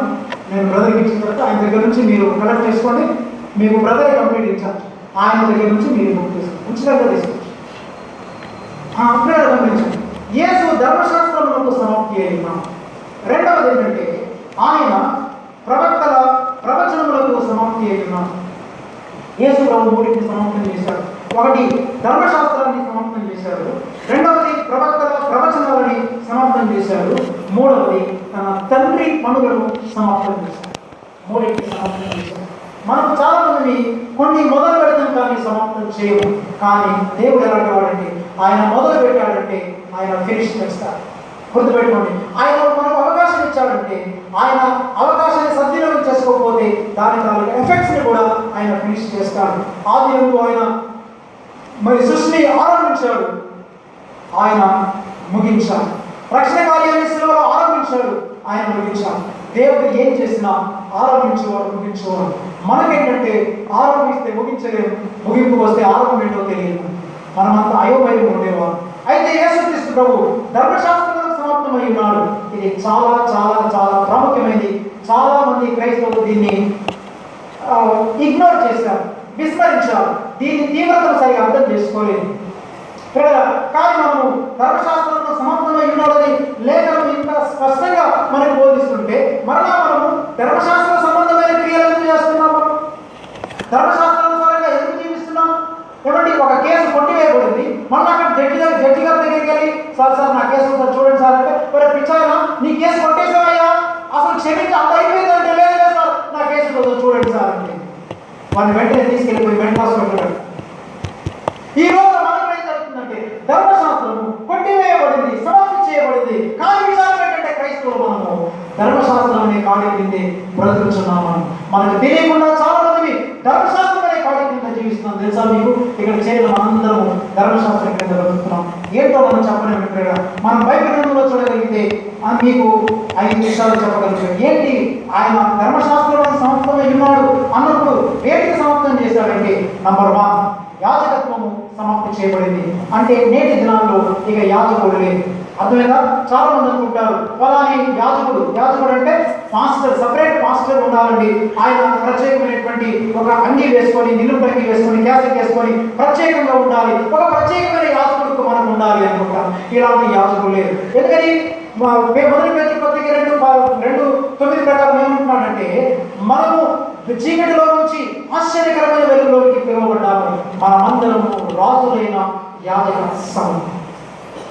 రాజులైన యాజక సమూహం అయితే యాజకత్వం లేదు. పాత నిబంధనలో మన పాప పరిహారం కొరకు యాజకుడు మన నిమిత్తమే బలి అర్పించేవాడు. క్రొత్త నిబంధనలో మన పాపాల పరిహారం కొరకు యాజకుడు పాస్టర్లు అనేటువంటి వారు బలి అర్పించాల్సినటువంటి పని లేదు. బలి అంటే కోళ్ళు, గొర్రెలు, మేకలు అర్పించట్లేదు కదండి. మరి కరెక్టే కదండి, మేము అలాగే ఉన్నాం అనుకుంటున్నాను. కానీ కొంతమంది పాస్టర్లు ఏం చేస్తున్నారంటే వాళ్ళ బలహీనత నాశనంగా చేసుకొని అయ్యగారు నీకు ప్రార్థన చేస్తేనే నీకు ఆశీర్వాదం అంటున్నారు. అలాంటి వారు మోసగాళ్ళని చెప్తున్నాను. మన ఈ మధ్య బ్రదర్ జాక్మన్ అనేటువంటి భక్తుడు ఆయన ఒక స్ట్రాంగ్ స్టేట్మెంట్ వాడాడు. ఏమంటే తెలుసా? There are so many bishops and pastors and evangelists అని చెప్పుకునేటువంటి వాళ్ళు they are the biggest cheaters in the Christianity. Outrage గా ఆయన స్టేట్మెంట్ చేశారు. They are the number 1 cheaters. ఎందుకో తెలుసా? ప్రజలను మోసం చేస్తున్నాం. ఏం చెప్పగలగాలంటే నాలోటి పాస్టర్లు దేవుని వాక్యాన్ని బోధించి ఉపదేశించి క్రీస్తుని వెంబడించండి చెప్పడానికే ఉన్నాం తప్ప మీ పక్షాన్ని మేము విజ్ఞాపన చేస్తే దేవుడు వింటాడు, నీ గురించి ఏమనుకుంటున్నాడు, నేను వెళ్ళి ప్రార్థన చేసి చెప్తాను, ఇలాంటి మాటలు క్రొత్త నిబంధనలకు ఉపయోగం. యాజకత్వము సమాప్తి చేయబడింది. నీవు ఇంకొక యాజకుడి దగ్గరికి వెళ్ళాల్సి ఉంటుంది. అంటే నువ్వు గౌరవంతంగా దేవుడు టీచర్స్ని ఇచ్చాడు, పాస్టర్లను ఇచ్చాడు, ఇవాంజలిస్ట్ని ఇచ్చాడు, అపోస్తలులను ఇచ్చాడు, మరి బోధకులను ఇచ్చాడు. ఇలాంటి వారిని ఎందుకు ఇచ్చాడు అంటే వారు మనల్ని గైడ్ చేయడం కొరకే కానీ పాత నిబంధన యాజకత్వం వంటి యాజకులుగా ఉండడానికి మాత్రం మనకు ఇవ్వబడలేదు. అలాంటి యాజకత్వానికి చెరువు చీటు పడిపోయింది. ఎందుకో తెలుసా? ఒక్క మాట మీకు చదివిస్తాను, ఎందుకంటే మీరు చదవాలి మాట. హెబ్రీ పత్రిక 8వ అధ్యాయం 13వ వచనం చదవండి సార్. హెబ్రీ పత్రిక 8వ అధ్యాయం 13వ వచనం.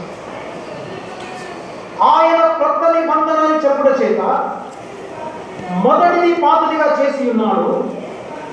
ఏది పాతగిలి ఉడిగిపోవునో అది అదృశ్యమగుటకు సిద్ధముగా ఉన్నది. చూసారా? ఏది పాత కొత్త నిబంధన అని చెప్పుడు చేత మొదటి దాన్ని ఏం చేశాడు? ఉంది కదా దేవుడు. ఆ మొదటి దాన్ని ఏం చేశాడు? పాతగా చేశాడు. ఏది పాతగిలి ఉడిగిపోవునో అది అదృశ్యమగుటకు సిద్ధంగా ఉన్నది.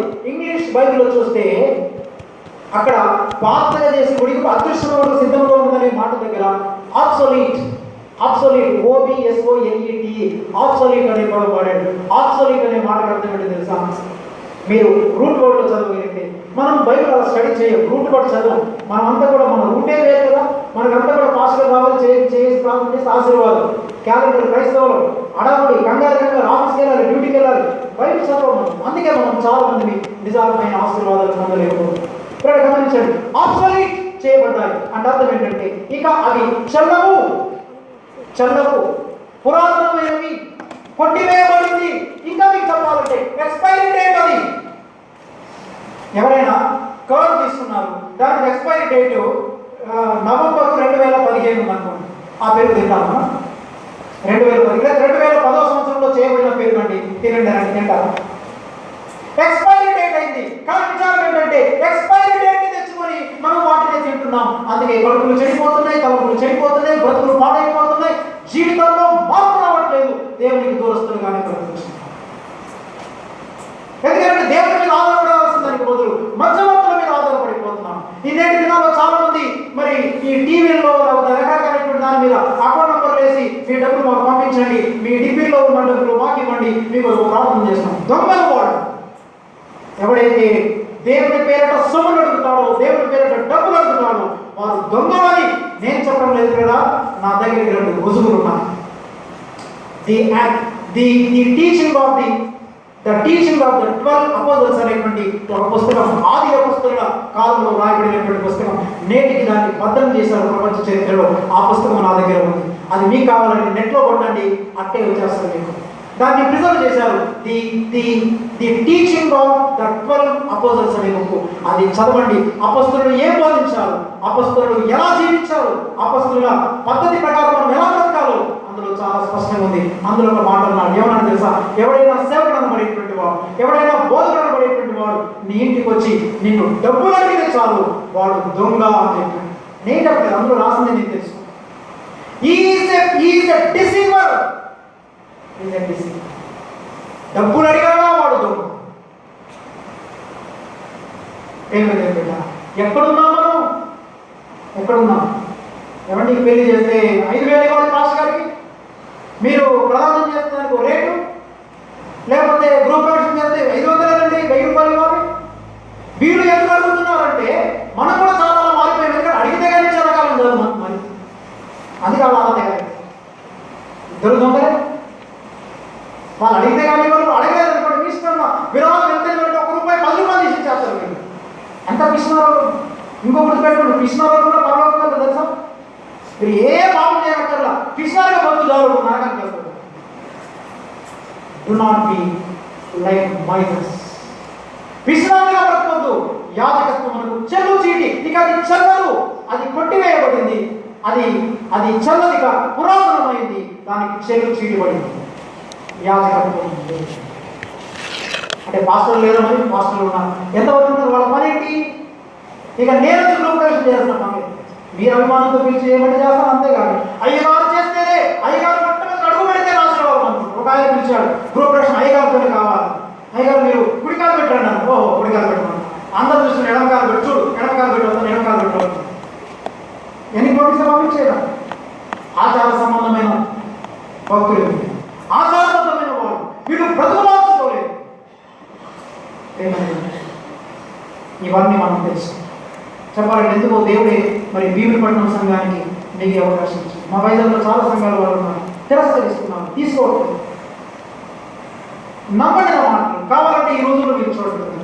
యాజకత్వమునకు సమాప్తి, బలులు సమాప్తి చేయబడ్డాయి. బలులు సమాప్తి చేయబడ్డాయి. ఇక గొర్రెలు మేకని పోయాల్సిన పని లేదు.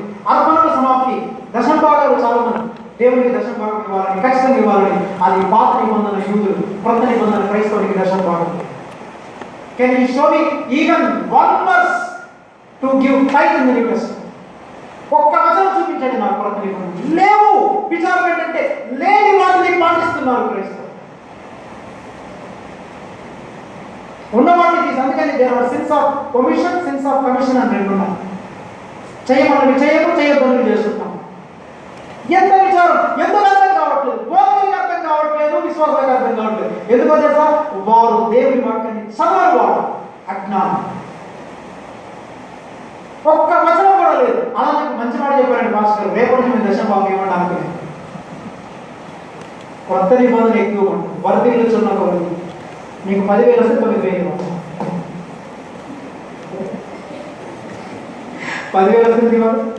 9,000 భాస్కర్ గురించి దేవుని ప్రేమ ఇది గో అని 10 రూపాయలు అయితే చదివేయడం కాదు. చాలా మంది దేవుని ప్రేమ వెళ్ళిపోతారండి. మళ్ళీ గదులుతుంటాయి ఇల్లించే 10 రూపాయలకి. అది గదులు అయ్యగారు వచ్చేసి మా ఇంట్లో ప్రార్థన చేయడం వెళ్ళిపోతుంది. మాకు ఎంత దేవుడు ప్రార్థన చేస్తా మీరు వెళ్ళండి అని. దేవుని ప్రేమ ఎంత 10 రూపాయలు ఇది గో ఏదో మాకు సీరియట్ అయ్యింది. కొత్త నిబంధన స్టాండర్డ్స్ డిఫరెంట్. కొత్త నిబంధన స్టాండర్డ్స్ పేరు ఆశయ గీసి ఇవ్వడం కాదు. 200గా సన్మానించాలి. మీ కాలం టైంలో కాలం ఇవ్వాలి. వీరంతా కాలం తెలియవచ్చు అంటే భాస్కర్ అంటే పేదోడుగా, దరిద్రుడుగా, పిచ్చోడుగా, ఏ బట్టలు చిరిగిపోయిగా అప్పుడైతే ఆయగారు మంచారు. కొంచెం కాలం కూడా పడుకున్నాను లేదు ఈ మధ్య కొంచెం బాగానే ఉంది చెప్పుకోండి. మనం ఒక ఆయన అన్నాడు భాస్కర్ ఏంటి లావైపోయారు. భాస్కర్ లావైపోయాడు లాగుతున్నా అంటే ఇప్పుడు డొక్కలాగా ఒకలాంటి వాడుతున్నారు. ఈ రోజు నీకు ఏ ప్రాబ్లం చేయడం ఎంత విచారం ఏంటంటే కొత్త నిబంధనల ప్రకారం ఇవ్వడం అనేది కంపల్సరీ. ఇవ్వడం కంపల్సరీ మనం తప్పించుకోవడానికి. ఎలా ఇవ్వాలి అంటే పాత నిబంధనలు రూల్ ఏంటంటే దశభాగం. ఈ పిచ్చి భాషలు కూడా దశభాగం ఇస్తే సంతృప్తి పడతారు. కానీ బయట చెప్తున్న దశభాగం తీసేశారు, కొట్టేశారు. ఆత్మలో కొట్టేశారు, నెల సంఘాలు కొట్టేశారు, రూల్స్ రెగ్యులేషన్స్ కొట్టేశారు. అంత మాత్రమే కాదు, పండుగలకు సమాప్తి. ఈస్టర్ లేదు, గుడ్ ఫ్రైడే లేదు, క్రిస్మస్ లేదు, పండుగలు లేవు. మనం పెట్టుకున్నాం. చెప్పారు కదా 4వ శతాబ్దంలో రోమన్ క్యాథలిక్ సంఘం వాడు కూర్చొని ఏమన్నారంటే మనం గుడ్ ఫ్రైడే, ఈస్టర్, క్రిస్మస్ అనే పండుగలు చేసుకోవాలి అని మనుషులు కల్పించిన పద్ధతి. ఆది క్రైస్తవ సంఘానికి మొదటి 400 సంవత్సరాల కాలం వరకు పండుగలు అంటే తెలియదు.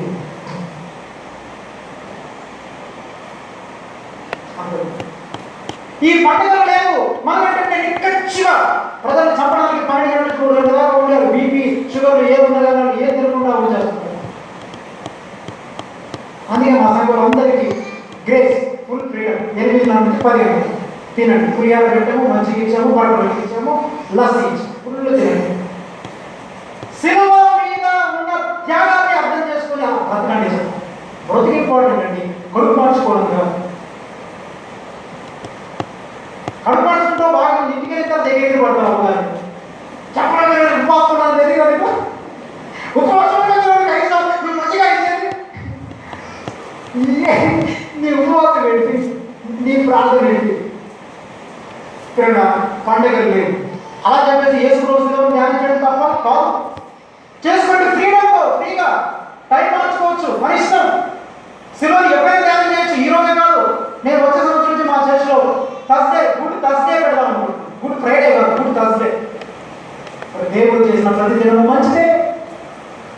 నాకు కేసే మరణించాడు, నేను మరణించిన తర్వాత నేను ప్రతి సంవత్సరం జ్ఞాపకం చేసుకుంటే గుడ్ ఫ్రైడే చేయడం అన్నాడు సార్. మెమరీ సర్వీస్ లేదు ఏసఐకి, కానీ మనం వీకెండ్ మెమరైజ్ ఎవ్రీ టైం ఆయనని ఎప్పుడైనా మనం జ్ఞాపకం చేసుకోవచ్చు. దేవాలయంలో సమానం. పాత నిబంధనలు దేవాలయం, కొత్త నిబంధనలు దేవాలయం. కానీ విచారం ఏంటంటే ప్రపంచవ్యాప్తంగా అందరూ దేవాలయాలు పెట్టడం దేవుని మందిరం అంటే దేవుడు. ఇది మీకు ఎక్కడ పోవచ్చు, కొంచెం మింగుడు పడకపోవచ్చు, కానీ మీకు మింగుడు పడితే మింగుడు పడకపోయినా వాస్తవం. ప్రసంగికులు లాంటి 4 గంటలు మీరు మార్చచ్చు, కానీ వాక్యాన్ని మీరు మార్చచ్చు. నా మీద మీరు యుద్ధం చేయొచ్చు, వాక్యం మీద యుద్ధం చేయండి. దేవాలయాలు బయట పత్రం ఏమంటుంది?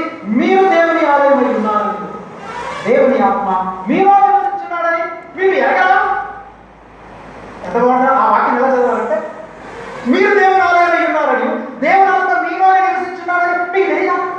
కొన్నిసార్లు మీకు తెలియదండి అంటుంటారు చూడ మీకు తెలియదా తెలుసండి కానీ నేను గుడికి వెళ్తాను గుళ్ళు లేవు అందరం కూడుకోవడానికి షెల్టర్ కట్టుకున్నాం అంతే ఇది షెల్టరే అంతే తప్ప పుల్పిట్ పరిశుద్ధమైంది ఇక్కడ అభిషేక్తులే రావాలి అనామకులు రాకూడదు జీన్ పాయింట్ వేసుకొని రాకూడదు లేదా టీ షర్ట్ వేసుకొని రాకూడదు అందుకే నేను ఈ మధ్య జీన్ పాయింట్ టీ షర్ట్ వేసుకొని వాటిని చెప్తున్నాను మా చేసి కావాలని కోరుకున్నాను భక్తులలో లేదు ప్రియులారా గమనించండి బైబిల్ ఆర్ స్టాన్లీ గారు అనేటువంటి భక్తుడు చెన్నైలో ఉంటాడు గొప్ప భక్తుడు ఈ నేడు మన దేశంలో ఇద్దరు స్క్రీన్ మీద ఉండి క్రైస్తవ సంఘాన్ని గర్దిస్తున్నారు డైరెక్ట్గా హెచ్చరించేటువంటి ఇద్దరు దేవుళ్ళు ఉన్నారు అంటే తెలియకుండా కొంతమంది ఉన్నారు నాలంటే రకాలు తెలియకుండా ఉన్నారు కానీ మనకు ఇండియాలో స్క్రీన్ మీద కనబడి కరెక్ట్గా ఇది తప్పు క్రైస్తవాన్ని హెచ్చరించేటువంటి ఇద్దరు దేవుళ్ళు ఒకటి ఆర్ స్టాన్లీ గారు రెండవది జాగ్రత్తగా వాటిద్దరే చాలా ధైర్యంగా మొండిగా చెప్తున్నారు జాగ్రత్త ఇలా జీవించకపోతే మీరు నరకానికి వెళ్తారు ఇవన్నీ తప్పు ఇవి లేవు బైబిల్లో చెప్పగలుగుతున్నారు ఈ ధైర్యం చేసి చెప్పగలిగిన వారు మన వైజాగ్లో కూడా ఉన్నారు దేవాలయం మీరు దేవాలయం ఉన్నారు ఇంకొక మాట చెప్తే మీరు తట్టుకోలేరు కడుగు కింద పడుతుంది చెప్పండి అసలు మీరు వస్తాను ఇప్పుడిప్పుడే నేర్చుకుంటాను ఇంత గట్టి మాట చెప్తే మళ్ళీ మీరు తట్టుకోగా మళ్ళీ మీ పెద్దల మీద దాడి చేస్తాను నేను ఇంత గట్టి చెప్పడానికి ఒక కారణం ఏంటంటే బ్రదర్ సుందర్ సింగ్ గారు మళ్ళీ ఆయన మీద పడేది అయ్యగారు కూడా కొంచెం ఈ బాణలో ఉన్నారు కాబట్టి నేను చెప్పగలుగుతాను మీరు కూడా చాలామంది ఆ బాణలో ఉన్నారు అర్థమైందా ఎందుకంటే మీ హృదయాలను చూస్తుంటే తెలుస్తుంది ఇవి లేవు మనకి దేవాలయం అందుకని రూట్ గ్రీకు భాషలో ఏం రాయబడింది తెలుసా ఇంగ్లీష్లో అంటే ఏన్షియంట్ ట్రాన్స్లేషన్ లో you idiots don't you know you are the temple of God అని ఉంది నా సొంత మాట కాదు ముందు చెప్తున్నాను నన్ను ఏమంటాడు అక్కడ దొంగలు పడ్డారని నేను చెప్తే నన్ను కొడతా నన్ను ఏమవుతుంది అక్కడ ఏన్షియంట్ ట్రాన్స్లేషన్ మీరు గుర్తు చేస్తున్నాను you idiots don't you know you are the temple of God idiot అంటే బుద్ధి మాట కాకుండా మరి పట్టుకుంటే బుద్ధిహీనులాగా మీరు దేవుని ఆలయమై ఉన్నారని దేవుని ఆత్మ మీలో నివసించున్నాడని మీరు మళ్ళా వచ్చేసి ఇది దేవుని ఆలయం దేవుని సన్నిధి ఎక్కడ ఉంటుంది ఎక్కడైనా ఉంటుంది దేవుని సన్నిధి వీటన్నిటికి చెల్లించింది చెప్పాలంటే పాస్గా వేసుకునే క్యాసెట్ కూడా చెల్లించింది చాలా మంది విసిగించారు ఒక నూతన చర్చలు పిలిచారు మీరు క్యాసెట్ వేసుకుంటేనే స్టేజ్ మీద వాక్యం చెప్పాలన్నారు నేను క్యాసెట్ వేసుకొని నేను ప్రసంగం వెళ్ళిపోతున్నాను వెళ్ళిపోయాను నేను ప్రసంగం చేయాలంటే క్యాసెట్ వేసుకోను నేను ఇలా నిలబడి చెప్తాను నీకు కావాలంటే చెప్పలేదు వెళ్ళిపోతున్నాను పెద్ద ఇలా నేను ఈస్ట్కి కూడా పిలిచారు కంగారు వెళ్ళిపోతున్నాను వెళ్ళిపోతే మరి స్పీకర్ లేదు ఫోన్ లేదు సార్ అయితే నేను అలాగే చెప్పాను అంతే అలా పిలుపు నేనే మరి భయపడి బిషప్ భయపడి ఎవరికి భయపడి వీటికి చెమ్మ చెవి పడిపోయింది కానీ ఏం చేస్తున్నామంటే వీటిని మనం గట్టిగా పట్టుకుని ఇవే అమ్మో ఇది ఆచరించాలి ఇలా చేయాలి అలా చేయాలి బైబిల్ గ్రంథం క్రైస్తవులు రెండే అక్కడ వేయించారు ఒకటి బాప్తిస్మము రెండవది ప్రభువు అంతే వాటికి మించి ఇక ఏ ఆచారాలు రూల్ రెగ్యులేషన్ ప్రకారం ఆచరించాల్సిన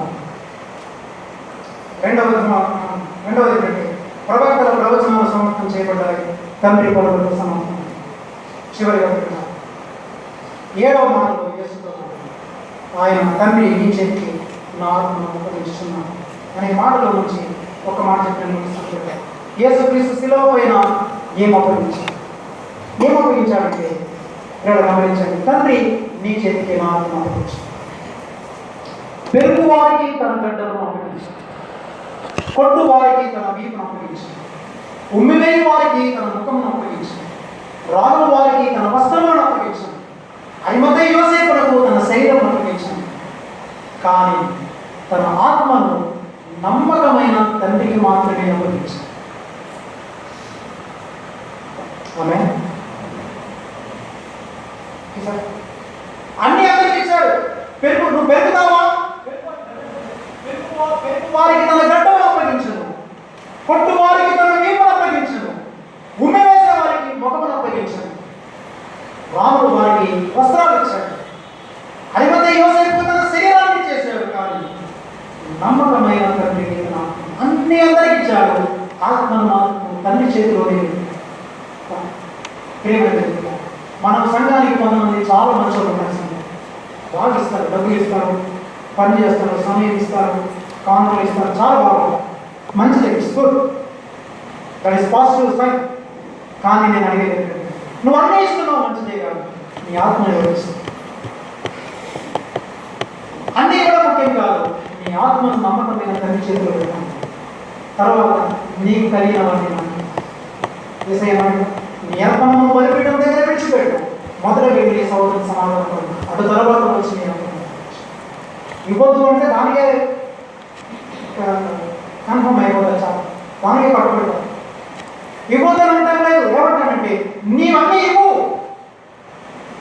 కానీ నీ ఆత్మను నమ్మకమైన దాన్ని చేతి తర్వాత నేను అందుకే తండ్రి నీ చేతికి నా ఆత్మను అప్పగించుతున్నాను. యేసుక్రీస్తు ఆయన ఎలా చనిపోయాడంటే ఆయన మరణము గురించి చాలా విషయాలు టైం లేదు చెప్పలేదు. అందుకని వీటిలో నుంచి మనం బయటపడతాం. ఈ ఆచార సంబంధమైన జీవితం గురించి వీటిని మనం ఎంతమంది సీరియస్గా తీసుకుంటున్నాం? ఎంతమంది నిజమేనండి ఈ దేవాలయాలు కాదు, మనమే దేవాలయం, అర్పణ ముఖ్యం కాదు, మనమే అర్పణగా ఆయన అర్పించాలి. ప్రతినిధులు సజీవ యాగముగా మీ శరీరంలో ఏమి ఉన్నారు, డబ్బులు ఉన్నారు, మీ శరీరంలో సజీవ యాగముగా ఆయనకు. అందుకే 7 మాటల్లో మనం చూసేటువంటి ఈ గొప్ప సందేశము ఏంటంటే, మళ్ళీ ఒక్కసారి నేను రిపీట్ చేసి నేను ముగిస్తాను. అంటే ఒకే ఒక ఈ విషయాన్ని నేను మీకు చెప్పి ముగిస్తాను. మొదటి మాట ఇది క్షమతో కూడిన సందేశం లేక ప్రేమ సందేశం నుంచి. రెండవ మాట శుభ సందేశం. మూడవ మాట ఆదరణ సందేశం. నాలుగవ మాట శ్రమ సందేశం. ఐదవ మాట సేవా సందేశం. ఆరవ మాట విజయ సందేశం. ఏడవ మాట సంపూర్ణ సందేశం. సంపూర్ణం చేశాడు. నేటి దినాన్ని మనల్ని పండుగ చేసుకోవాలి. ఇప్పుడు పండుగ చేసుకోవాలి. ఎంత పండుగ చేసుకోవాలంటే ఆచారాలను జీవనం నుంచి బయటకు వచ్చాము. ఇక నీకు రూల్ లేదు, రెగ్యులేషన్ లేదు, ఏం లేదు. అంత ప్రేమగా స్వేచ్ఛగా అందరూ మీ టైం రావాలనుకుంటే టైంకి వస్తాం, అందరూ మీ డబ్బులు ఇద్దామనుకుంటే ఇవ్వాలనుకుంటే ఇచ్చేస్తాం.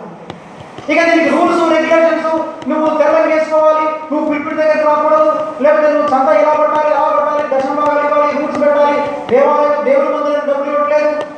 దేవుని ఇంకొక విషయం గమనించండి. నేను కొన్ని విషయాలు చెప్తే మీరు షాక్ పెట్టాను. షాకింగ్ థింగ్స్ ఉన్నాయి బైబిల్లో, తట్టుకోలేని విషయం. మందిరాలు కాదు ఇవ్వాల్సింది, ప్రజలకి, ఆత్మలకి. మన సహోదరుడు పేదవాడు ఉండి అవసరతలో ఉంటే, ఆశీర్వాదాలు పేదవాడు అవసరం ఉంటే ఆ వ్యక్తిని ఆదుకోవాలి. ఆ వ్యక్తిని మందిరం కట్టడం అంటే మనుషుల్ని కట్టడం, మనుషులను ఆదరించడం, బలపరచడం, ప్రేమ చూపించడం, అవసరమైతే ఒకరి వస్తువులని మరొకరికి దానం చేయడం. మీరు ఎంతమంది డబ్బిచ్చాడు దేవుడు చెప్తున్నారు? ఎంతమంది మీరు ఇతరులకు సహాయం చేయగలుగుతున్నారు? పెద్ద మొత్తంలో చేయగలుగుతున్నారు. ఇక్కడ నాకు వచ్చే కానుకలు కొంచెమైనా, నేను చెప్పినా కదా, నా పాలసీ మీకు ఆల్రెడీ చెప్పాను. నేను ఎవరి దగ్గర కానుక, నా చర్చిలో చందా పట్టను, దశమ భాగాలు లేవు, ఆత్మలు లేవు, ఏమి లేవు. వస్తారు, కూర్చుంటారు, వాక్యం వింటారు, వెళ్ళారు. వాళ్ళు ఏదైనా ఎప్పుడైనా దేవుడికి ఇవ్వాలనుకుంటే, కానుక ఇవ్వాలనుకుంటే ఒక బాక్స్ ఉంది, ఎప్పుడైనా వేయాలనుకుంటే వాళ్ళు వేయించారు. నా చేతికి ఇవ్వాల్సిన పని వాళ్ళకి ఏమి అవసరం లేదు, ఏమి ఆయన రిలీజ్ ఇద్దారు. మాస్టర్ వస్తే భోజనం పెట్టాలి, కానుక ఇవ్వాలనే రూల్ కూడా లేదు. బైబిల్ కాలేజీలో ఫీజు లేదు. ఈ మధ్య గొప్పతనం కోసం చెప్పట్లేదు, చేసి చెప్తున్నాను అంటే మిమ్మల్ని బాధపడుతున్నాను. ఈ మధ్య ఒక పేరు అమ్మాయికి పెళ్లి కూడా చేశాను. నాలాంటి వాళ్ళని నేను పెళ్లి చేయగలను, మరి మీలాంటి వాళ్ళు ఇంకెంత చేయాలి? మనం స్వార్థపడు, మనకు వచ్చినంత డిపాజిట్ చేసి చేసి చేసి అంతా చెప్పుకొని మళ్ళీ వచ్చిన దేవుడి దగ్గరికి వచ్చి నీవుంటే నీవుంటే నాకు చాలు యేసయ్యా,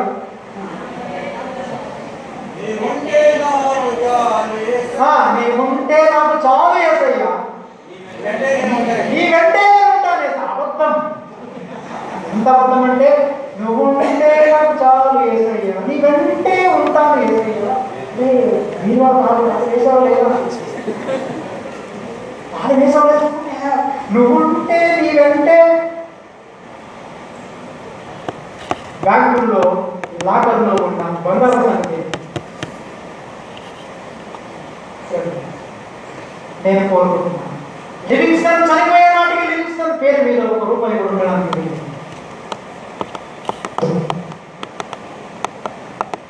ధైర్యం ఉన్నది. యేసును వెంబడించినటువంటి మాట చెప్పకుండా, కబుర్లు చెప్పకుండా ఇంత గట్టిగా ఇంత ధైర్యంగా చెప్పడానికి గల కారణం ఏంటో తెలుసా? Because I am trying to follow Christ. అంటే నేను పరిపూర్ణంగా వెంబడిస్తున్నాను అనుకోవద్దండి, అలా చేయట్లేదు, నాకు అంత చాలా కాదు. నేను క్రీస్తును వెంబడించడానికి ప్రయత్నిస్తున్న ఒక వ్యక్తిని, సాధారణమైన వ్యక్తిని, ప్రయత్నిస్తున్న వ్యక్తి. మీరు కూడా అలా ప్రయత్నించండి. ప్రభు ప్రతిఫలాలు అంటికట్టినాడు. ఇట్ ఈస్ ఫినిష్డ్, సంపూర్ణం చేయబడింది. Now you can enjoy. కానీ మనం ఎక్కడ ఉన్నామంటే జైల్లో ఉన్నాం. జైల్లో నుండి, బంధకాల్లో నుండి దేవాలయాలు, అయ్యగారు, పాలగారికి ఇది ఇవ్వాలి, అది ఇవ్వాలి, లేకపోతే అక్కడ అకౌంట్ నెంబర్ వేశారు, ఆధార్కి ఇవ్వాలి, మందిరం కట్టించాలి, ఫ్యాన్కి ఇవ్వాలి, వాలంటీర్గా ఇవ్వండి. వాలంటీర్ ఇవ్వడం నేర్చుకుంటే ఇంకా మనం పెద్ద పరిచయం మనం చేయాలి. ఇక్కడ ఈ రోజున మనం ఏం నేర్చుకున్నామంటే మనం స్వార్థాన్ని నేర్చుకున్నాం. గర్విస్తున్నాం, క్షమించలేదు, శిలువను ధ్యానిస్తాం, చివరికి అన్ని మర్చిపోతాం. కనుక ఈ సందేశాలను మన మనసులో పెట్టుకోండి. మీరందరూ ధ్యానించండి, ఆలోచించండి, ప్రార్థించండి. మీ చేతుల్లో బైబిల్ ఉంది, మీ హృదయంలో పరిశుద్ధాత్మ దేవుడు ఉన్నాడు. ఆయన అడగండి. నేను చెప్పిన విషయాలు సత్యము కాదు, లేఖనాలు చదవండి, ప్రార్థన చేసుకోండి. సత్యమైతే అలా వెంబడించండి, లేకపోతే మీరు ఎలా వెంబడిస్తున్నారో ఆ మార్గంలోనే దేవుడు మాటలు మనకి దీవించిన కాక మరి అవకాశం ఇచ్చినటువంటి పెద్దలకు మరొకసారి నేను మీకు ధన్యవాదాలు తెలియజేస్తూ, మరి మీ అందరూ కూడా ప్రత్యేకంగా తెలియజేస్తూ ఈ మాటలు ముగిస్తున్నాను. చిన్న ప్రార్థన చేస్తున్నాను. ఒక్క నిమిషం దేవుడు మన హృదయాలను మనం ప్రభుత్వం ఒక్క నిమిషం ప్రేమ దేవుడు మనం ఎంతవరకు